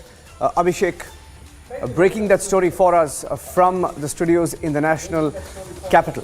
Let's go on and get you the big story we've been tracking here on Republic TV. The murder of a Hindu activist, a Shiv Sena leader in Punjab. His name is Sudhir Suri. And the pictures on the video wall on the screens behind me showing you what happened yesterday. Now, all of today there have been protests in Amritsar, where he was killed, where he was shot dead in front of the police. And we're hearing now that there's been a development in this particular case. And the development is that Amritpal Singh, who the family of Sudhir Suri claimed was behind the murder, has been put under house arrest. Is that correct? Amandeep, is he still under house arrest? What more do we know? Well, absolutely, Niranjan. Still, Amritpal Singh is under the house arrest in Moga itself, and police has ensured this point to the family that Amritpal Singh has put under house arrest, and that is the reason he will not anymore campaign against the Hindu leaders in Punjab. Anymore, he will not provoke the Sikh youth against the Hindus in Punjab. And in fact, Niranjan, I can show you the visuals as well. We are still standing outside the residence of Sudhir Suri, and ADGP Arpit Shukla has gone in and talking to the family and negotiating the talks, just because DC and CP of Amritsar, they both have ensured the family that justice will be delivered, a job to the kin, as well as the investigation would remain impartial and all the accused will be nominated. Nobody will be spared from this investigation and the case regarding the killing of Sudhir Suri. And in fact, later on the family ready, and tomorrow at 12 noon the cremation will be done. The last journey will begin at 12 noon as well. But the investigation so far, Niranjan, so far is still having 1 arrest, 1 weapon recovered. That's it. The investigation is still having a deadlock with 1 arrest and 1 weapon recovered. And in fact, beyond that, the police is not able to comment who all are the connections of Sandeep Singh, how he was attached to Amritpal Singh and how he was connected to ISI Gopal Singh, how he was connected to Harvinder Singh Rinda, how he was connected to Lakhbir Singh Landa in Canada, how he established his own links, how he got so much influenced from the speeches of Amritpal Singh, how he met Amritpal Singh just 5 days before the murder, and in fact what conversation he had with Amritpal Singh, who provoked him, who fueled him against the Hindu sentiments. These all questions are still unanswered. The police is trying to focus on the family and they are trying to diffuse the anger of this Hindu organization as well as the family, and in fact so that cremation take place at the earliest of Sudhir Suri. The mortal remains of Sudhir Suri is still at his residence, and even the police is ensuring them that tomorrow everything would remain calm and peace. His last journey will start at 12 noon under the huge heavy deployment of the security in Amritsar as well. Amritsar remained today band, Abhishek. I beg to pardon, Niranjan. And even the point is that Gopal Chawla confessed the ISI and pro-Khalistani link. Harvinder Rinda, Lakhbir Landa, both have been conspired the killing of Sudhir Suri, and this was the confession, and even having on the police record as well that earlier on October 23rd, 4 persons has been arrested by Punjab police for the planning to kill Sudhir Suri, and they confessed in their interrogation as well. And even after that, the conspiracy continuously was being hashed by these 2 persons who were sitting in Canada and Pakistan. Both are pro-Khalistani leaders as well as they are getting the back of the ISI also. But so far, now the situation is getting under the control in Amritsar. The conspiracy that was hashed in Canada and Pakistan, that was executed in Amritsar and resulting to a lot of anger among the Hindu outfits, and even they remain on the roads from yesterday evening till now. And in fact, now when the police and the administration ensured the strict action against the culprits as well as impartial investigation, the family convinced as well as Hindu organizations has been convinced. So the protest has been de-escalated, diffused, and now the police is taking the control of the emotions of the family as well. And I can show you Niranjan, I can show you the visuals that Amandeep, still the heavy police deployment is here. Supporters are here. Amandeep, why don't you try and speak to them? Yes, Why are Niranjan, people yes. angry? Why are people angry? Why are people angry? Because this Amritpal Singh is a known Khalistan supporter, pro-Khalistan supporter, right? And he's been making anti-India statements for a long time. We also know that Sudhir Suri had complained about Amritpal Singh in a video, right? Why are people angry? Why don't you speak to some of them?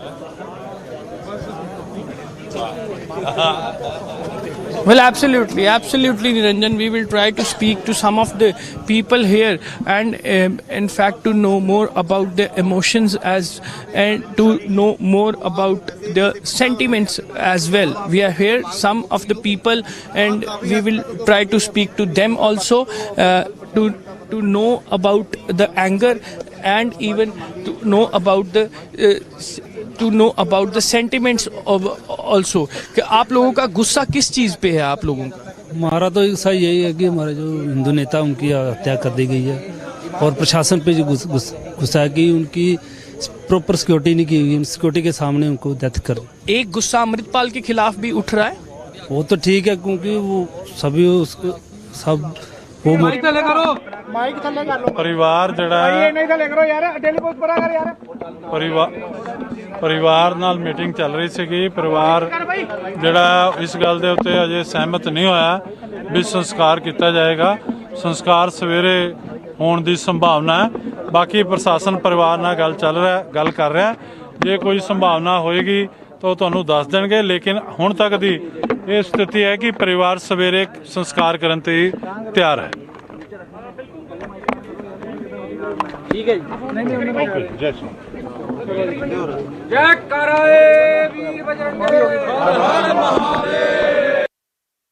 Amandeep was speaking to some of those protesting there. We'll go back to Amandeep and also listen into the reactions that are coming in on the story of the murder of a Hindu leader. That's him there. That's the video of the murder captured on camera in Amritsar.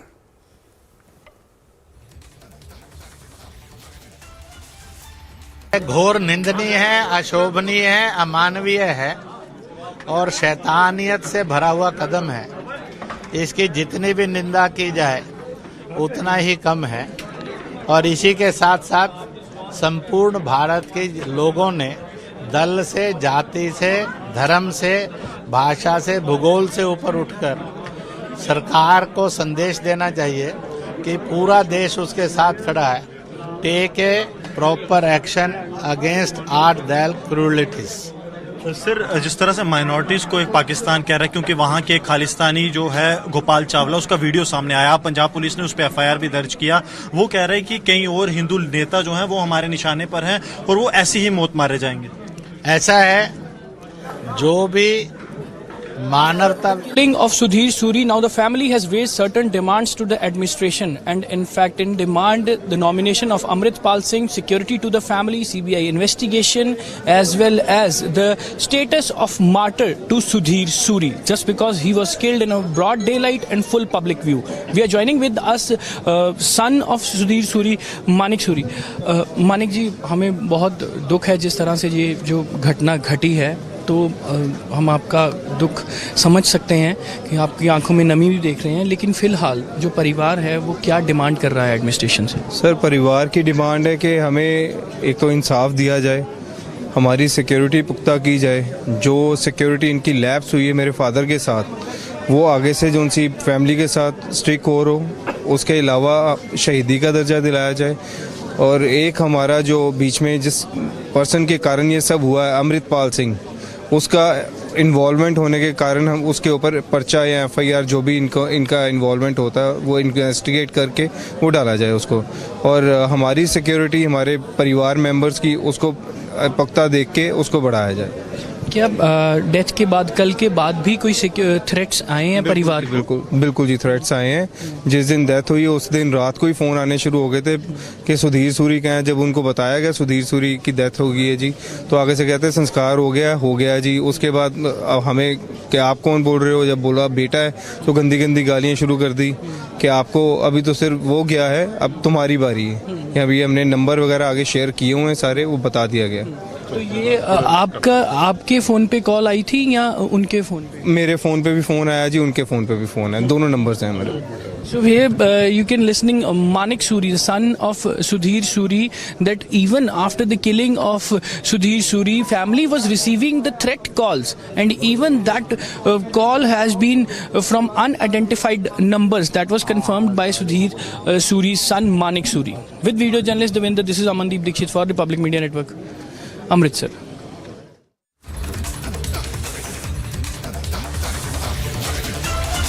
Keeping a close eye on the story from Punjab, let's move our focus to the national capital, where there's been a big political fight all through the day. Let's go across and get you the details of Sukesh Chandrasekhar's letter. The other big story this Saturday evening, Sukesh Chandrasekhar, a con man himself, has been in jail. Made a claim earlier this week that he gave money to the Aam Aadmi Party, he contributed to the Aam Aadmi Party in the hope of getting a Rajya Sabha ticket. He made a series of allegations which were denied by the Aam Aadmi Party. He's written a second letter now, and in the second letter he claims that even Arvind Kejriwal met him a few years ago, and that Arvind Kejriwal also directly reached out to him, asking him to collect funds for the Aam Aadmi Party and to organize 20 to 30 people. He claims Kejriwal himself had promised to get him a Rajya Sabha ticket. Now, these are some of the allegations that a con man is making. The BJP claims that all of these allegations must be investigated. They're questioning the Aam Aadmi Party and Arvind Kejriwal. Let me go across to Shazia Ilmi of the BJP joining us on the phone line. Shazia, everyone's calling each other a thug. What's going on? The Aam Aadmi Party alleges that you're using Sukesh Chandrasekhar and that he could be your poster boy soon, etc. How do you respond to this? No, nobody is using anybody at all whatsoever. So let me just be very clear about one thing, that Sukesh Kumar, who is actually a known conman, who was actually in the jail, has made these allegations, And not just that, when he makes his allegations, he mentions an amount, 50 crores. And he also gives details about a farmhouse where he apparently met the members of Aam Aadmi Party and also Kejriwal, and also a meeting in a prominent five-star hotel of Delhi. And now he makes details, he gives a detailed account of how all this transpired. So all I'm saying is, everybody knows that Sukesh's word cannot be trusted because he is in the jail after all. And this is the government has ensured that he is in the jail. The fact of the matter is that shouldn't all this be investigated? When he's giving such details of how it's transpired, and not just that, 4 days back, Enforcement Directorate presented CCTV footage clearly showing how Satyendra Jain, the one complicit in the Hawala, scam, who has been incriminated, is already in the jail. How he has been trying to influence the witnesses, and how he's very much doing so, meeting Muslim witnesses in the jail itself. Knowing the fact that he was in charge of the prisons earlier, that was his responsibility, and that he was a minister in charge of prisons, and now he's in the jail, meeting the witnesses, influencing them in the jail, and CCTV footage of which is available and has been given to the court by the Enforcement Directorate. Don't you think one should look into these very serious charges? After all, it's one con man against the other. Yeah. Shazia, let's see where the story goes. In fact, the BJP has held 2 or 3 news conferences on this issue. The Aam Aadmi Party also has held news conferences while denying those charges made by a conman, saying that the BJP is shooting off a conman. Let's in fact show you some of the claims that have been made by Sukesh Chandrasekhar in this second letter. He claims that even Kejriwal met him. He contributed 50 crore rupees. He says that he was tasked with getting 20 to 30 individuals together to collect an amount of in excess of between 300 and 500 crore.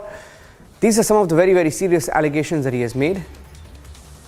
Let's see where the story goes. Keeping a close track.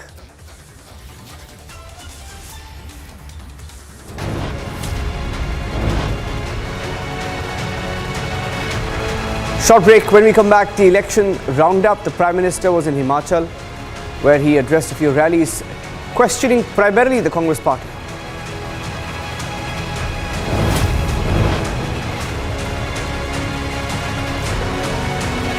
And also, Asaduddin Owaisi spoke to Republic TV on the Uniform Civil Code. That's coming up.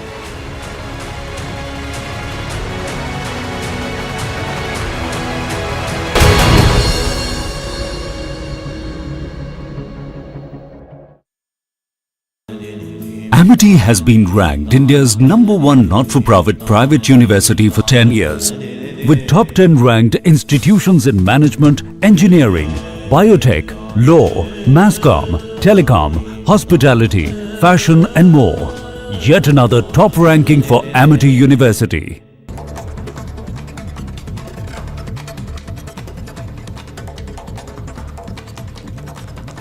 And here's some news in brief. A day after Shiv Sena leader's murder, massive anger erupted. Meanwhile, Hindu organizations have called for a ban in Amritsar. Remember, Punjab DGP Gaurav Yadav visits Ground Zero and notified of maintaining law and order, along with peace by maintaining strict vigil on rumours. DGP mention of investigation is at preliminary stage.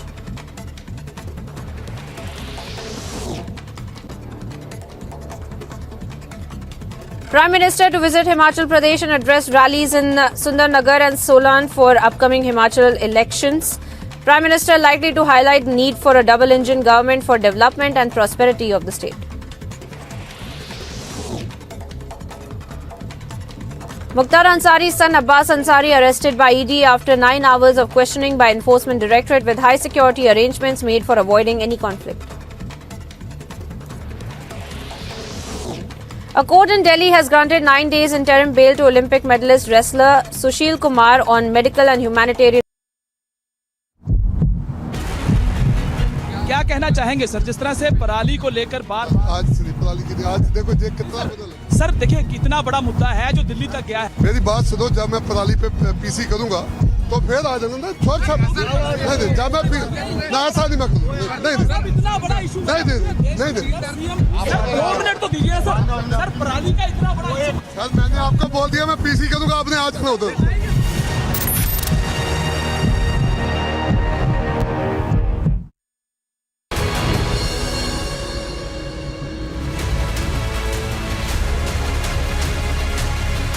Welcome back. You're watching Republic TV. In the build-up to the elections in Gujarat, the Congress has suffered a big jolt. A top Congress leader, Himanshu Vyas, has resigned. And hours after resigning from the Congress party, he has joined the BJP. He spoke to Republic TV.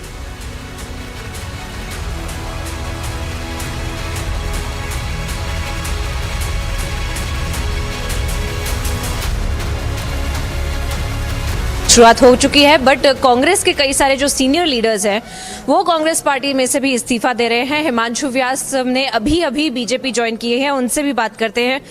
Himanshu जी, कांग्रेस के आप कई बड़े नेता रह चुके हैं। आप राहुल गांधी, सोनिया गांधी से डायरेक्ट टच में थे, प्रियंका गांधी से डायरेक्ट टच में थे, सैम पित्रोदा के सर के साथ में डायरेक्ट टच में थे। क्या दिक्कत आ गई थी कांग्रेस पार्टी में कि अब आपको छोड़ के बीजेपी में आना पड़ा? मैं 1 साल से अपने आप को एक सुसुप्त अवस्था में पा रहा था कि पार्टी को जैसे हमारा कोई उपयोग रहा नहीं है। हम लोग बेसिकली पब्लिक के बीच में रह के अपना काम करना चाहते हैं, बट हमारी कहीं सुनवाई नहीं होती थी। गुजरात के अंदर देखने जाओ तो 2-2 साल तक पार्टी की बॉडी नहीं बनती थी, इंचार्ज नहीं आते थे, यानी कि निगलेक्ट कंप्लीटली पार्टी हो गई गुजरात की। उसमें हमारा भी समावेश, हम AICC की सेक्रेटरी होते हुए भी हाई कमांड को जब मिलना है तो मिल नहीं पाते थे। वो सब बातों ने इतना मुझे एहसास करा दिया कि भाई हमारी यूटिलिटी ख़त्म होने जा रही है। सो आई डिसाइडेड कि मुझे अपने आप को इस परिस्थिति में से बाहर निकाल के कहीं गतिशील होने की बहुत ज़रूरत है। That's why I have decided to resign from Congress. बातें ये भी हैं कि कांग्रेस पार्टी में जो नेता नहीं है, ऐसी बातें हर कोई नेता बोलता है कांग्रेस पार्टी छोड़ते वक्त कि उसमें कोई प्लानिंग नहीं थी। इलेक्शंस के इतने करीब भी क्या कुछ प्लानिंग आपको दिख रही थी कांग्रेस पार्टी की स्टेट लेवल पे हो रही? मुझे लगता है कि बहुत वीक दिखाई रही है पार्टी, जो करना चाहिए वो दिखता नहीं है। और मेरी बात छोड़िए, बहुत सारे सीनियर लीडर साइडलाइन है, पार्टी कैसे जीत पाएगी वो मेरे लिए एक सवाल खड़ा कर दिया।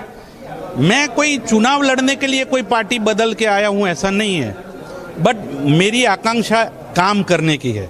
अगर मुझे मौका ये पार्टी देती है तो मैं इसीलिए भारतीय जनता पार्टी में जुड़ा हूं कि यहाँ एक गतिशील नेतृत्व है, कार्यकर्ता लगे हुए हैं, तो उसमें मैं मेरा कुछ प्रदान लोगों के लिए कर पाऊंगा आगे। और ये भी बात है, जैसा कि आपने कहा कि इलेक्शंस को ध्यान में रखते हुए ऐसा बोला जा रहा है कि कई सारे कांग्रेस के नेता छोड़ के अब बीजेपी में आना चाह रहे हैं। और क्या टिकट्स की कोई बात हुई है कि आपको भी इलेक्शन में लड़ने का मौका मिलेगा? मैंने कोई टिकट की अपेक्षा नहीं रखी है। मैं नई चुनाव लड़ना चाहता हूं। मैं सिर्फ पार्टी के अंदर रह के संगठन में जो कामगिरी दी जाएगी वो करना चाहता हूं। Would you appeal to the Congress leaders anything now that you have left the party as to what they should be doing? Because there are a lot of shortcomings that we see by several leaders saying the same exact thing, that there is no leadership, that there is no coordination, that there is no planning. I think I am not the person who can advise them. But have you witnessed it? Have you experienced it yourself? They think that they are very much knowledgeable people and ground level workers are not important, and they decide tickets in Delhi and everything they decide from Delhi, and there is no analysis. Even what I can say, because I don't want to criticize anybody, but it is really disheartening for me.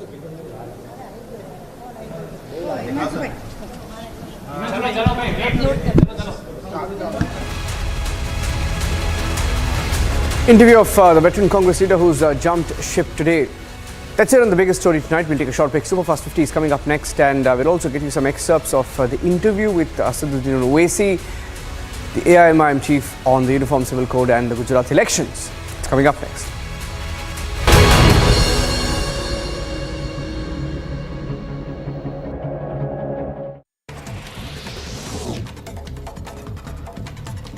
Mukhtar Ansari's son Abbas Ansari arrested by ED after 9 hours of questioning by Enforcement Directorate with high security arrangements made for avoiding any conflict. A court in Delhi has granted 9 days interim bail to Olympic medalist wrestler Sushil Kumar on medical and humanitarian grounds for his wife's surgery.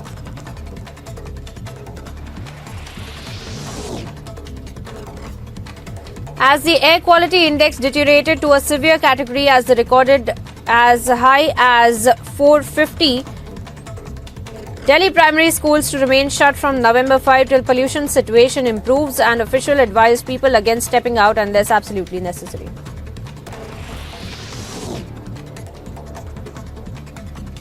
Karnataka Pradesh Congress Committee President D.K. Shivkumar summoned by Enforcement Directorate to appear before it on November the 7th.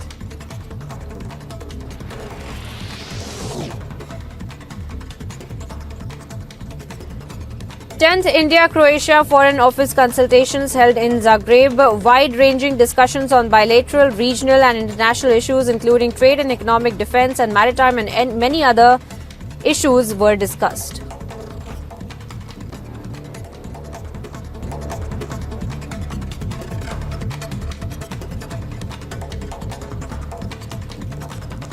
And here's some news in brief. A day after Shiv Sena leaders' murder, massive anger erupted. Meanwhile, Hindu organizations have called for a bandh in Amritsar. Remember, sir लगातार पंजाब में पराली जलाई जा रही है, लगातार पंजाब में पराली जलाई जा रही है, दिल्ली में पोल्यूशन हो रहा है। सर आप जवाब तो दीजिए sir.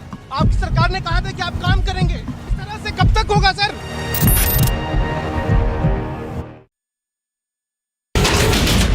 the train bogie had caught on fire at the Nashik Road railway station. Bogie of which had caught on fire was the Shalimar Mumbai LTT Express. Fire, in fact, that has broken out in a plastic slippers and shoes manufacturing factory in the Narela industry area. Crash between a truck and an auto near Chittaguppa Taluk. 7 people have been killed, and now the number of injuries has gone up to 11.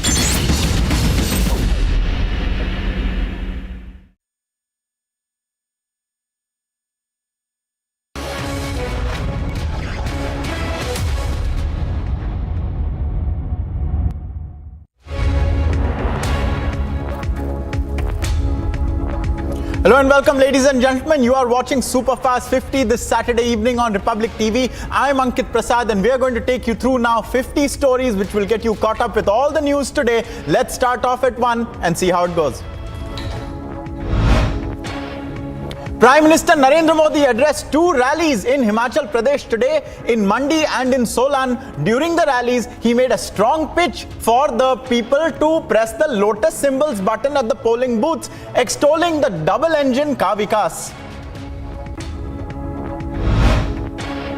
Addressing his mega rally in Himachal Pradesh's Mandi, PM Modi took a dig at the Congress and said that the grand old party didn't care a jot for Himachal Pradesh in the years that it ruled in the state and at the centre. Congress के लिए सरकार में आना, सरकार में रहना राजपाट चलाने जैसा ही रहा है।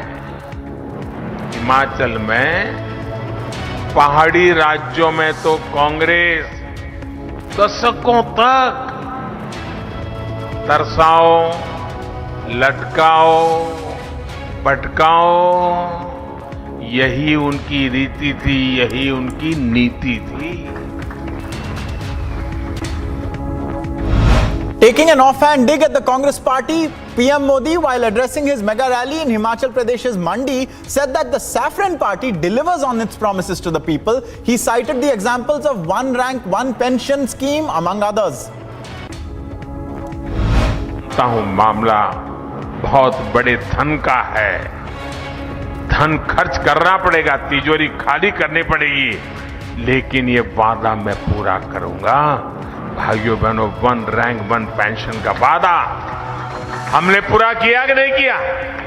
किया कि नहीं किया? वादा 40 साल तक उन्होंने किया था, नहीं पूरा किया। हमने वादा किया 5 साल के भीतर पूरा कर दिया था। In Solan, the Prime Minister explained the benefit of a stable government at the centre and at the state, remarking on how it bolsters not only development but also accountability.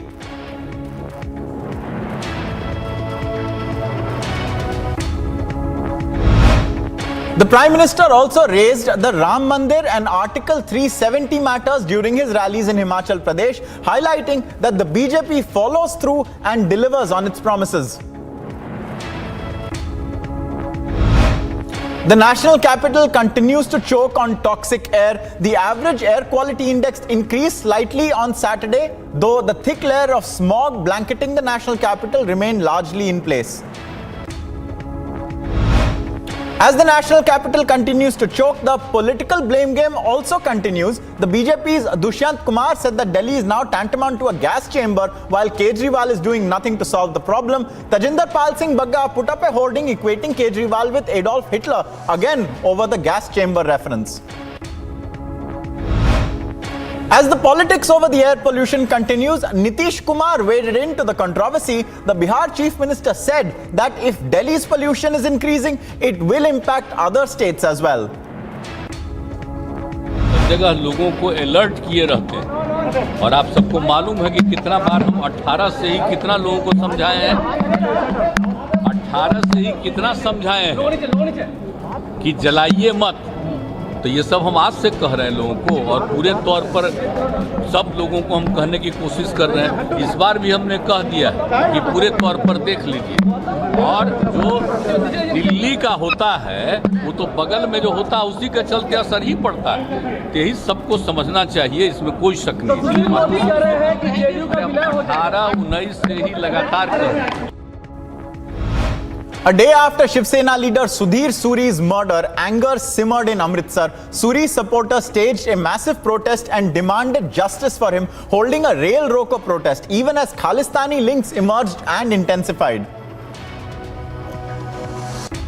वो इन्वेस्टिगेशन चल रही है, अभी आपको हम सारा clear करेंगे। एक बार क्लियर हो अभी सीधे तौर पे लीकर सिक्योरिटी में डीसी साहब A Pakistan-Khalistan ISI link has emerged in Shiv Sena leader Sudhir Suri's daylight murder.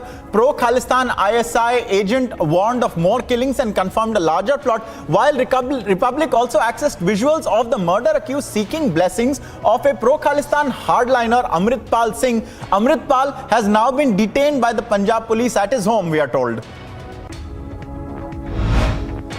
The BJP will release its election manifesto for the Himachal Pradesh Assembly polls tomorrow. Party National President JP Nadda and Chief Minister Jairam Thakur will be releasing the document in Shimla. A fire broke out in the iconic Fashion Street in South Mumbai, with copious amounts of smoke seen billowing out. Fire tenders were rushed to the spot and the blaze was extinguished quite quickly, with no casualties being reported. Jailed conman Sukesh Chandrasekhar has written an explosive new letter accusing the Aam Aadmi Party and its chief Arvind Kejriwal of allegedly dealing with him for copious amounts of money for parliamentary seats. He has mentioned Kejriwal attending a party that he had hosted in 2016 and has added warnings of future action he'll be taking against the Delhi CM. The accused arrested in the shocking daylight murder of Shiv Sena leader Sudhir Suri in Amritsar yesterday has been remanded to police custody for 7 days. In visuals accessed by Republic, he was seen seeking blessings of a pro-Khalistan hardliner Amritpal Singh, who has now been detained as per reports. Following Shiv Sena leader Sudhir Suri's daylight murder and the chaos that resulted in Punjab's Amritsar, furious Hindu groups protested in the holy city as well as in Jammu demanding justice. Meanwhile, it took nearly 22 hours for Punjab Chief Minister Bhagwant Mann to speak up, which he did from his campaign roadshow in Ahmedabad. 7 women died and 11 people were injured in a collision between a truck and an auto rickshaw in Karnataka's Bidar. The incident occurred near Bemalkheda village and the injured persons were shifted to Bidar hospital. A fire broke out at a plastic slippers and shoes manufacturing factory in Narela industrial area in Delhi. As many as 20 fire tenders were rushed to the spot. No casualties have been reported, thankfully. There is yet another Chinese spy vessel in the Indian Ocean. The Yuan Wang 6 entered the Indian Ocean south of Andaman Island ahead of a planned Indian missile test in the Bay of Bengal. This is being viewed as a repeat of the Hambantota episode when the Yuan Wang 5 had docked at the Sri Lankan port ahead of a similar missile exercise by India. In the 2008 Malegaon bomb blasts case, yet another witness has turned hostile, making him the second to do so in just the last 2 days and the 29th overall, escalating the question marks over the probe. One person died and 3 people were injured in a building collapse incident in Netaji Subhash Chandra Bose Road in Chennai. Fire services personnel rescued the wounded people and were involved in cleaning the debris after the collapse as well. The Enforcement Directorate has again summoned Congress State Unit President for Karnataka D.K. Shivakumar and his brother and Member of Parliament D.K. Suresh in the National Herald money laundering case. The ED asked them to appear before the agency officials on November the 7th. Ahead of the Gujarat Assembly elections, the Congress received a big blow. Senior Congress leader Himanshu Vyas has resigned and joined the BJP. He bemoaned the centralization of the Congress's decision-making and its discouraging lack of analysis. Prime Minister Narendra Modi attended the Radha Swami Satsang at Bias in Amritsar. He also met sect head Baba Gurinder Singh Dhillon. The Election Commission of India announced the schedule for by-elections in 5 assembly constituencies located in Odisha, Rajasthan, Bihar, Uttar Pradesh and Chhattisgarh, and 1 parliamentary constituency in Uttar Pradesh. The polling will be held on December the 5th and the counting of votes will take place on December the 8th. Minister of State for External Affairs V. Muralidharan will be paying an official visit to Brazil from 7 to 8 November. This will be his first visit to Brazil and is part of the high-level exchange between India and Brazil, the first since Lula's government took over in Brasilia. An FIR was registered against Congress leader Rahul Gandhi, Party General Secretary Jairam Ramesh and its social media head, this for alleged copyright infringement of music from the film KGF 2. A fire broke out in the luggage van of Mumbai-bound Shalimar Express at the Nasik Road station this morning. Fortunately, there were no injuries in the incident. The police said that the cause of the fire is not yet known and that the reason will be investigated further. A motorcyclist met with an accident inside the Atal tunnel in Rohtang. The duo on the bike have been seriously injured and have been shifted to a hospital. In a big success for security forces in Jammu and Kashmir, 2 terrorists having links to the banned terror group Lashkar-e-Toiba have been arrested in Sopore. A pistol, a magazine, some rounds and an improvised explosive device have been recovered from the terrorists.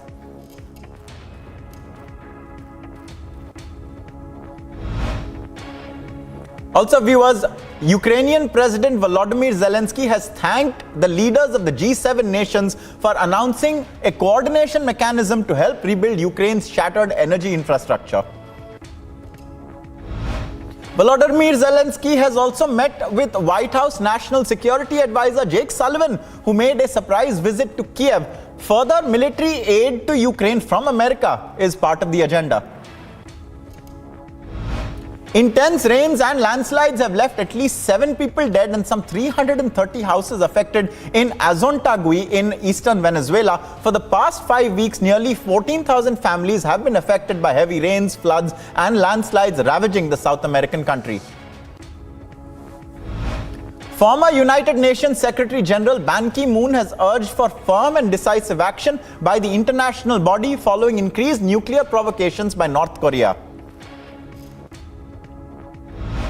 Around 1,500 demonstrators gathered at the headquarters of Hungary's public media company to protest what they say is biased news coverage and state-sponsored propaganda that favors the country's populist government. Italy's new government has adopted a measure formalizing the closure of its ports to rescue ships run by humanitarian groups as 4 vessels with more than 1,000 migrants continue to push for access to a safe port on the Italian coast. Even as microblogging website Twitter started laying off employees in India as part of its global restructuring ordered by social media platform's new owner Elon Musk, Musk himself has justified the action, citing that the company was losing $4 million every day. Foreign ministers from the group of 7 developed nations continued their meeting in Germany to expand unity on Russia's war in Ukraine. China's growing global economic clout and Iran's crackdown on anti-government protests were also part of the deliberations. Meanwhile, German Chancellor Olaf Scholz and China's President Xi Jinping each urged the other to use their respective influence with Ukraine and Russia to bring an end to the war as Scholz visited Beijing.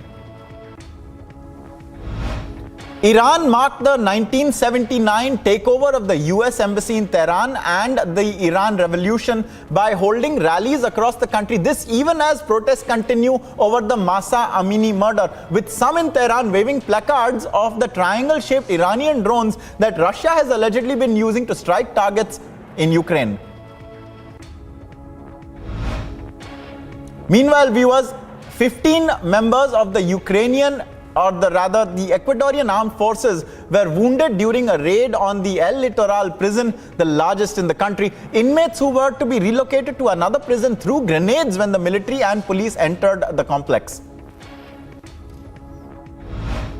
Russia's President Vladimir Putin took part in celebrations marking Unity Day, which Russians celebrate across the country on November the 4th to commemorate the popular uprising that led to the expulsion of the Polish-Lithuanian forces from Moscow in 1612. Russia's ambassador to the UK informed that the Kremlin would not use nuclear weapons in the conflict in Ukraine. Ambassador Andrei Kelin alleged that Britain was involved in an attack on Russian warships in the Black Sea.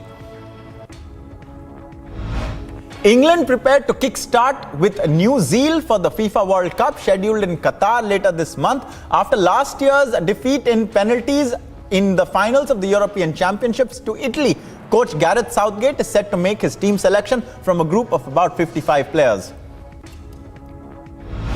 Having embarked on a sensational run to the 2018 World Cup final, Croatia looks set for another glorious run at the FIFA World Cup in Qatar. They're preparing again with Luka Modric at the helm.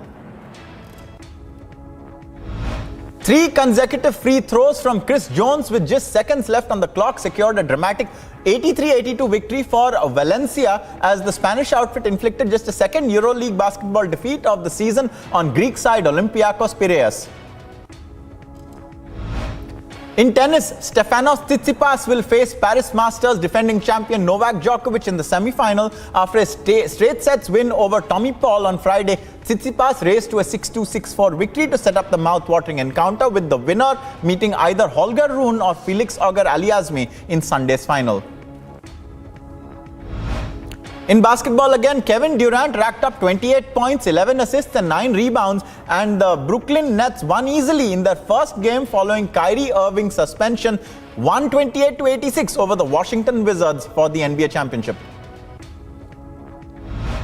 Arina Sabalenka kept her chances of a semi-final berth at the WTA Finals alive following a 6-3, 7-5 win over Jessica Pegula. And Poland are also preparing for a good show in the 2022 Football World Cup. They have high hopes as they finished second in their UEFA qualifying group behind England and will face Argentina, Saudi Arabia and Mexico in their group.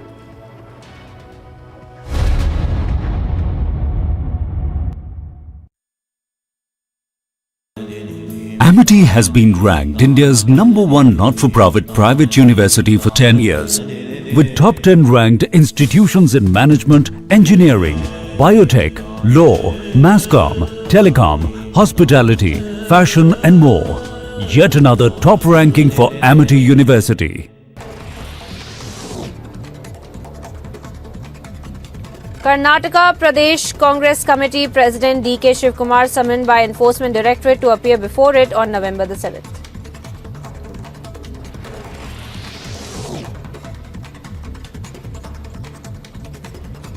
Tenth India-Croatia Foreign Office consultations held in Zagreb. Wide-ranging discussions on bilateral, regional and international issues including trade and economic, defence and maritime and many other issues were discussed.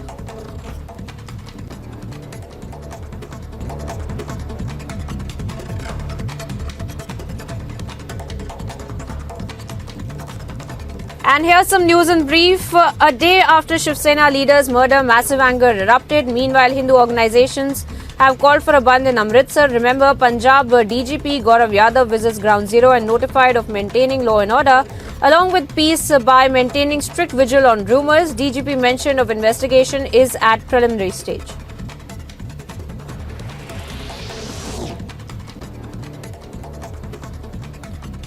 Prime Minister to visit Himachal Pradesh and address rallies in Sundarnagar and Solan for upcoming Himachal elections. Prime Minister likely to highlight need for a double-engine government for development and prosperity of the state.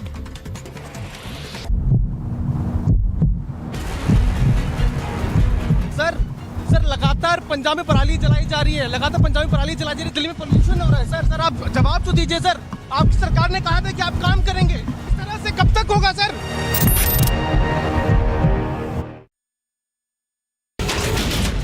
Building portion collapse incident at the Chennai, 1 dead and 3 injured at the NSC Bose Road. Killing of Sudhir Suri, there is anger among the Hindu organizations in Punjab. That is the reason they have given the call of bandh today in Amritsar. The AQI level over here in Delhi is around 431, which is at severe category. This is slightly better than what the situation was yesterday.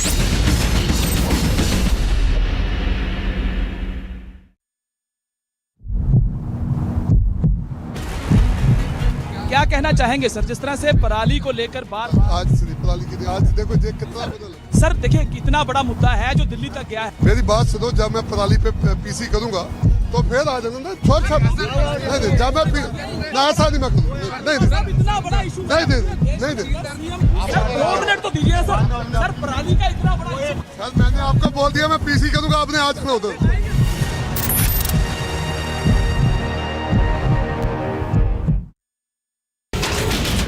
The train bogie had caught on fire at the Nashik Road railway station. Bogie of which had caught on fire was the Shalimar Mumbai LTT Express. Fire, in fact, that has broken out in the plastic slippers and shoes manufacturing factory in the Narela industry area. Crash between a truck and an auto near Chittaguppa Taluk. 7 people have been killed and now the number of injuries has gone up to 11.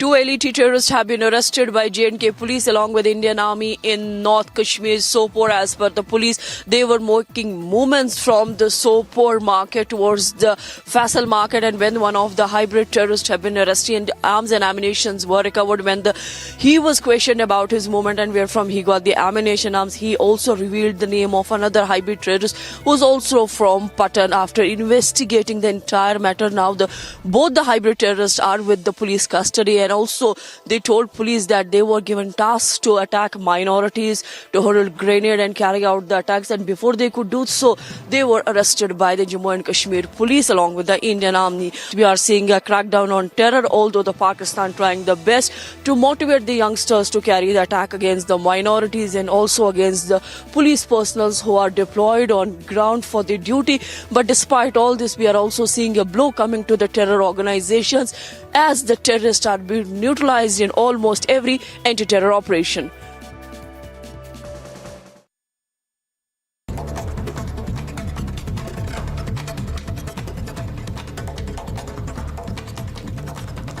And here's some news in brief. A day after Shiv Sena leaders' murder, massive anger erupted. Meanwhile, Hindu organizations have called for a bandh in Amritsar. Remember, Punjab DGP Gaurav Yadav visits Ground Zero and notified of maintaining law and order, along with peace by maintaining strict vigil on rumours. DGP mentioned of investigation is at preliminary stage.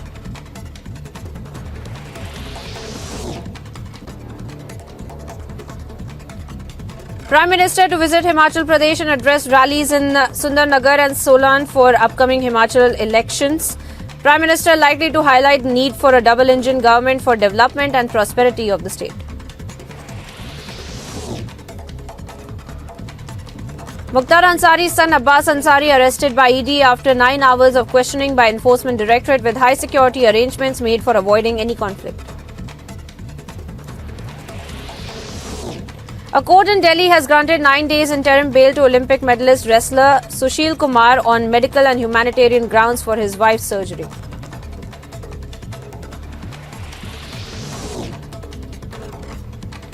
As the air quality index deteriorated to a severe category as recorded as high as 450, Delhi primary schools to remain shut from November 5 till pollution situation.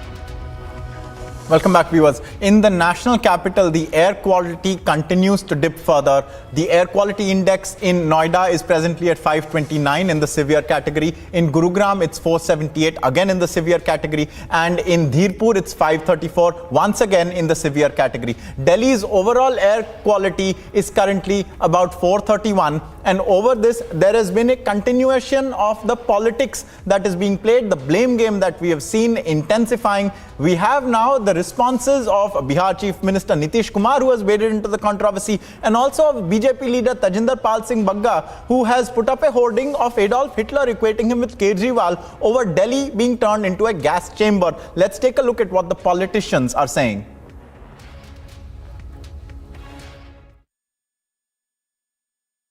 हम सब जगह लोगों को alert किए रहते हैं और आप सबको मालूम है कि कितना बार हम 18 से ही कितना लोगों को समझाए हैं, 18 से ही कितना समझाए हैं कि जलाइए मत। तो ये सब हम आज से कह रहे हैं लोगों को और पूरे तौर पर सब लोगों को हम कहने की कोशिश कर रहे हैं। इस बार भी हमने कह दिया कि पूरे तौर पर देख लीजिए। और जो दिल्ली का होता है वो तो बगल में जो होता है उसी के चलते असर ही पड़ता है। तो यही सबको समझना चाहिए, इसमें कोई शक नहीं। 18-19 से ही लगातार कर रहे हैं। ये जो बयान है, ये जो मैंने उनकी तुलना हिटलर से की है, ये इसलिए की है कि दुनिया के अंदर दूसरा उदाहरण मिलता है जहां किसी नेता ने अपने ही स्टेट को, अपने ही राज्य को गैस चैम्बर के अंदर कन्वर्ट कर दिया। और ये मेरा बयान नहीं है, ये सुप्रीम कोर्ट ने कहा है कि दिल्ली गैस चैम्बर में कन्वर्ट हो चुकी है। आज अगर इसका श्रेय अगर किसी को जाता है तो दिल्ली के मालिक अरविंद केजरीवाल को जाता है, जो अपने आप को दिल्ली का मालिक कहते हैं। लेकिन अगर आप पिछले 20 दिन से देखोगे, अरविंद केजरीवाल दिल्ली में नज़र नहीं आ रहे, वो गुजरात में घूम रहे हैं, वो हिमाचल में घूम रहे हैं। दिल्ली की जनता ये पॉल्यूशन के कारण, प्रदूषण के कारण मर रही है, लेकिन वो पॉलिटिकल टूरिज्म के ऊपर है। इसलिए मैंने उनकी तुलना जो की है हिटलर के साथ किया है, क्योंकि इस दुनिया के अंदर सिर्फ एक ही उदाहरण मिलता है जब किसी व्यक्ति ने गैस चैम्बर बना के अपने लोगों को मारने का काम किया था। उसके बाद अरविंद केजरीवाल दूसरे व्यक्ति हैं जिन्होंने Delhi. Amity has been ranked India's #1 not-for-profit private university for 10 years, with top 10 ranked institutions in management, engineering, biotech, law, masscom, telecom, hospitality, fashion and more. Yet another top ranking for Amity University. Mukhtar Ansari's son Abbas Ansari arrested by ED after 9 hours of questioning by Enforcement Directorate with high security arrangements made for avoiding any conflict. A court in Delhi has granted 9 days interim bail to Olympic medalist wrestler Sushil Kumar on medical and humanitarian grounds for his wife's surgery.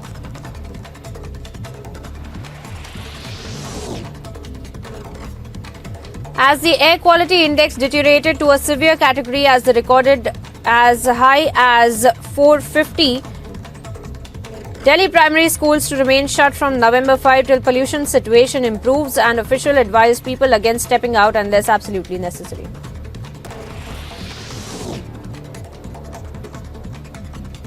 Karnataka Pradesh Congress Committee President D.K. Shivkumar summoned by Enforcement Directorate to appear before it on November the 7th.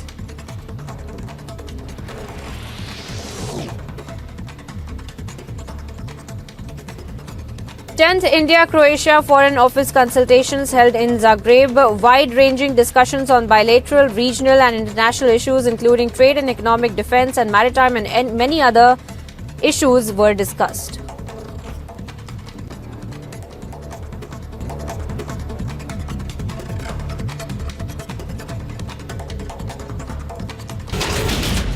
Building portion collapse incident at the Chennai, 1 dead and 3 injured at the NSC Bose Road. Killing of Sudhir Suri, there is anger among the Hindu organizations in Punjab. That is the reason they have given the call of Bandh today in Amritsar. The AQI level over here in Delhi is around 431, which is at severe category. This is slightly better than what the situation was yesterday.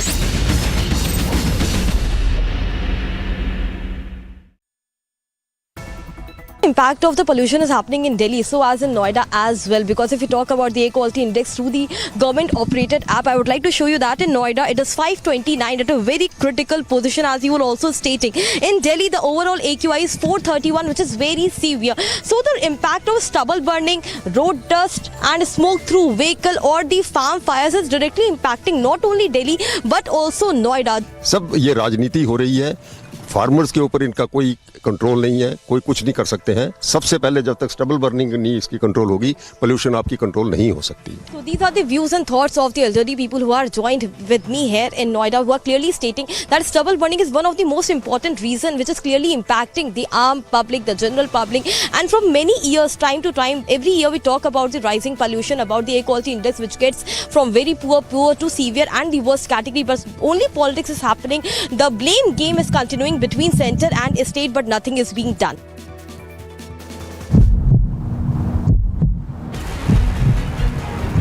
Sir लगातार पंजाब में पराली जलाई जा रही है, लगातार पंजाब में पराली जलाई जा रही है, दिल्ली में पोल्यूशन हो रहा है. सर आप जवाब तो दीजिए sir.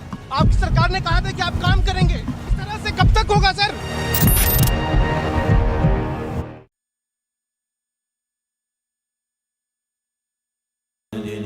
Amity has been ranked India's #1 not-for-profit private university for 10 years, with top 10 ranked institutions in management, engineering, biotech, law, masscom, telecom, hospitality, fashion and more. Yet another top ranking for Amity University. Karnataka Pradesh Congress Committee President D.K. Shivkumar summoned by Enforcement Directorate to appear before it on November the 7th.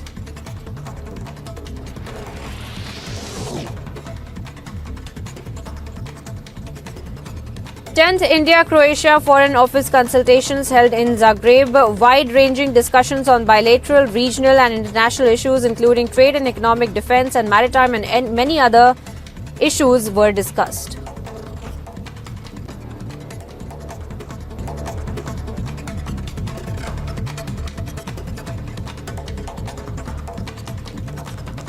And here's some news in brief. A day after Shiv Sena leaders' murder, massive anger erupted. Meanwhile, Hindu organizations have called for a bandh in Amritsar. Remember, Punjab DGP Gaurav Yadav visits Ground Zero and notified of maintaining law and order, along with peace by maintaining strict vigil on rumours. DGP mention of investigation is at preliminary stage.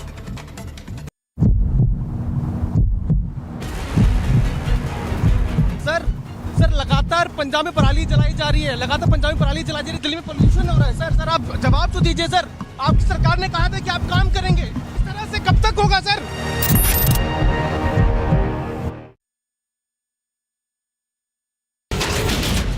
Building portion collapse incident at the Chennai, 1 dead and 3 injured at the NSC Bose Road. Killing of Sudhir Suri, there is anger among the Hindu organizations in Punjab. That is the reason they have given the call of Bandh today in Amritsar. The AQI level over here in Delhi is around 431, which is at severe category. This is slightly better than what the situation was yesterday.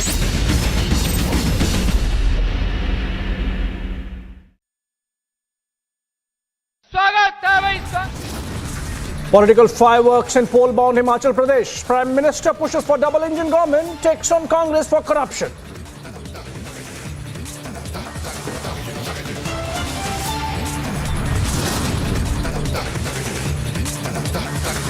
Congate gets bigger. Conman Sukesh Chandrasekhar shoots second letter to Arvind Kejriwal over Vasuli Gate.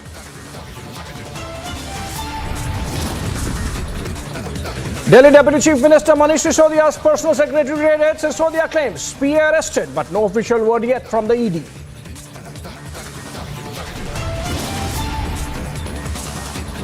Pak link emerges in Shiv Sena leader's murder. Pakistan-based Khalistani exposes ISI hand.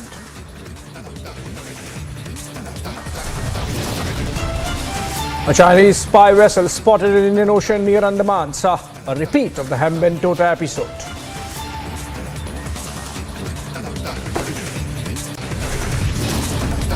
AIMIM chief Owaisi speaks exclusively to Republic on the UCC, claims the court just a diversionary tactic.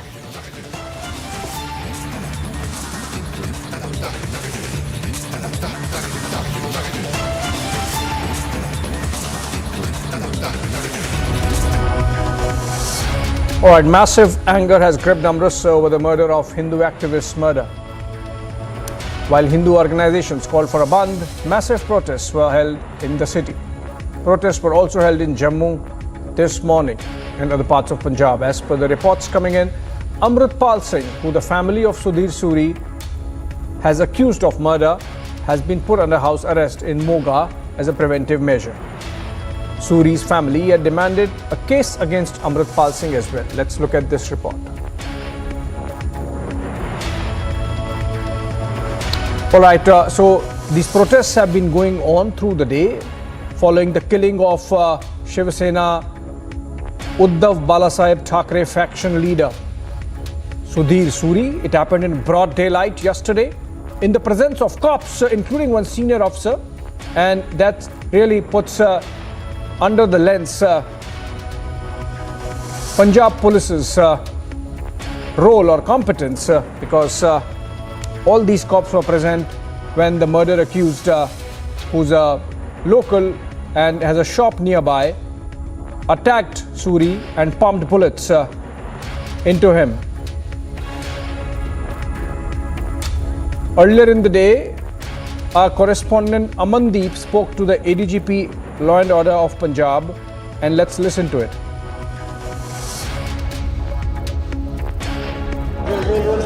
We are joined with us ADGP Law and Order Arpit Shukla to know more about the entire incident and in fact what has happened. We are joining here with ADGP Law and Order Arpit Shukla. Sir, what is the latest update as far as the investigation is concerned? Investigation is going on and a team has been constituted under one additional DG, Mr. Dhoke, and it is going on in full swing. We will share the details as soon as we get to know. Is there any action against the police officials who were freezed there during the... We are looking into all the aspects, whether there is a failure or not, what happened, who is responsible. We will come back to you soon about everything. One last question, sir. What about Amritpal Singh? Has he been nominated, sir? Has he been nominated? So, in fact, the ADGP Law and Order has confirmed that SIT has been constituted, but so far no action has been taken. Sir, one last question. Sir, one last question. What about the Amritpal Singh? Sir, what about the Amritpal Singh? So even the ADGP Law and Order Arpit Shukla has remained mum on the issue of Amritpal Singh. Either he has been nominated into the case or not. With video journalist Devendra, this is Amandeep Dikshit for Republic Media Network, Amritsar.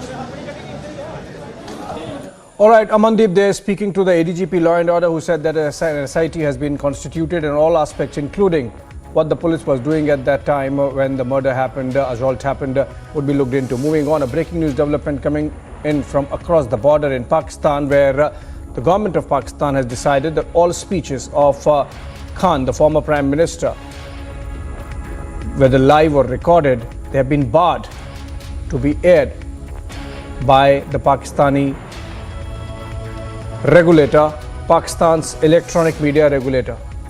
Alright, that's the breaking news development. Now let's go back to the Punjab story, and Amandeep again speaking to the family of Sudhir Suri, in fact his son, and let's listen to what the family and the son had to say. After the killing of Sudhir Suri, now the family has raised certain demands to the administration, and in fact in demand the nomination of Amritpal Singh, security to the family, CBI investigation, as well as the status of martyr to Sudhir Suri, just because he was killed in a broad daylight and full public view. We are joining with us son of Sudhir Suri, Manik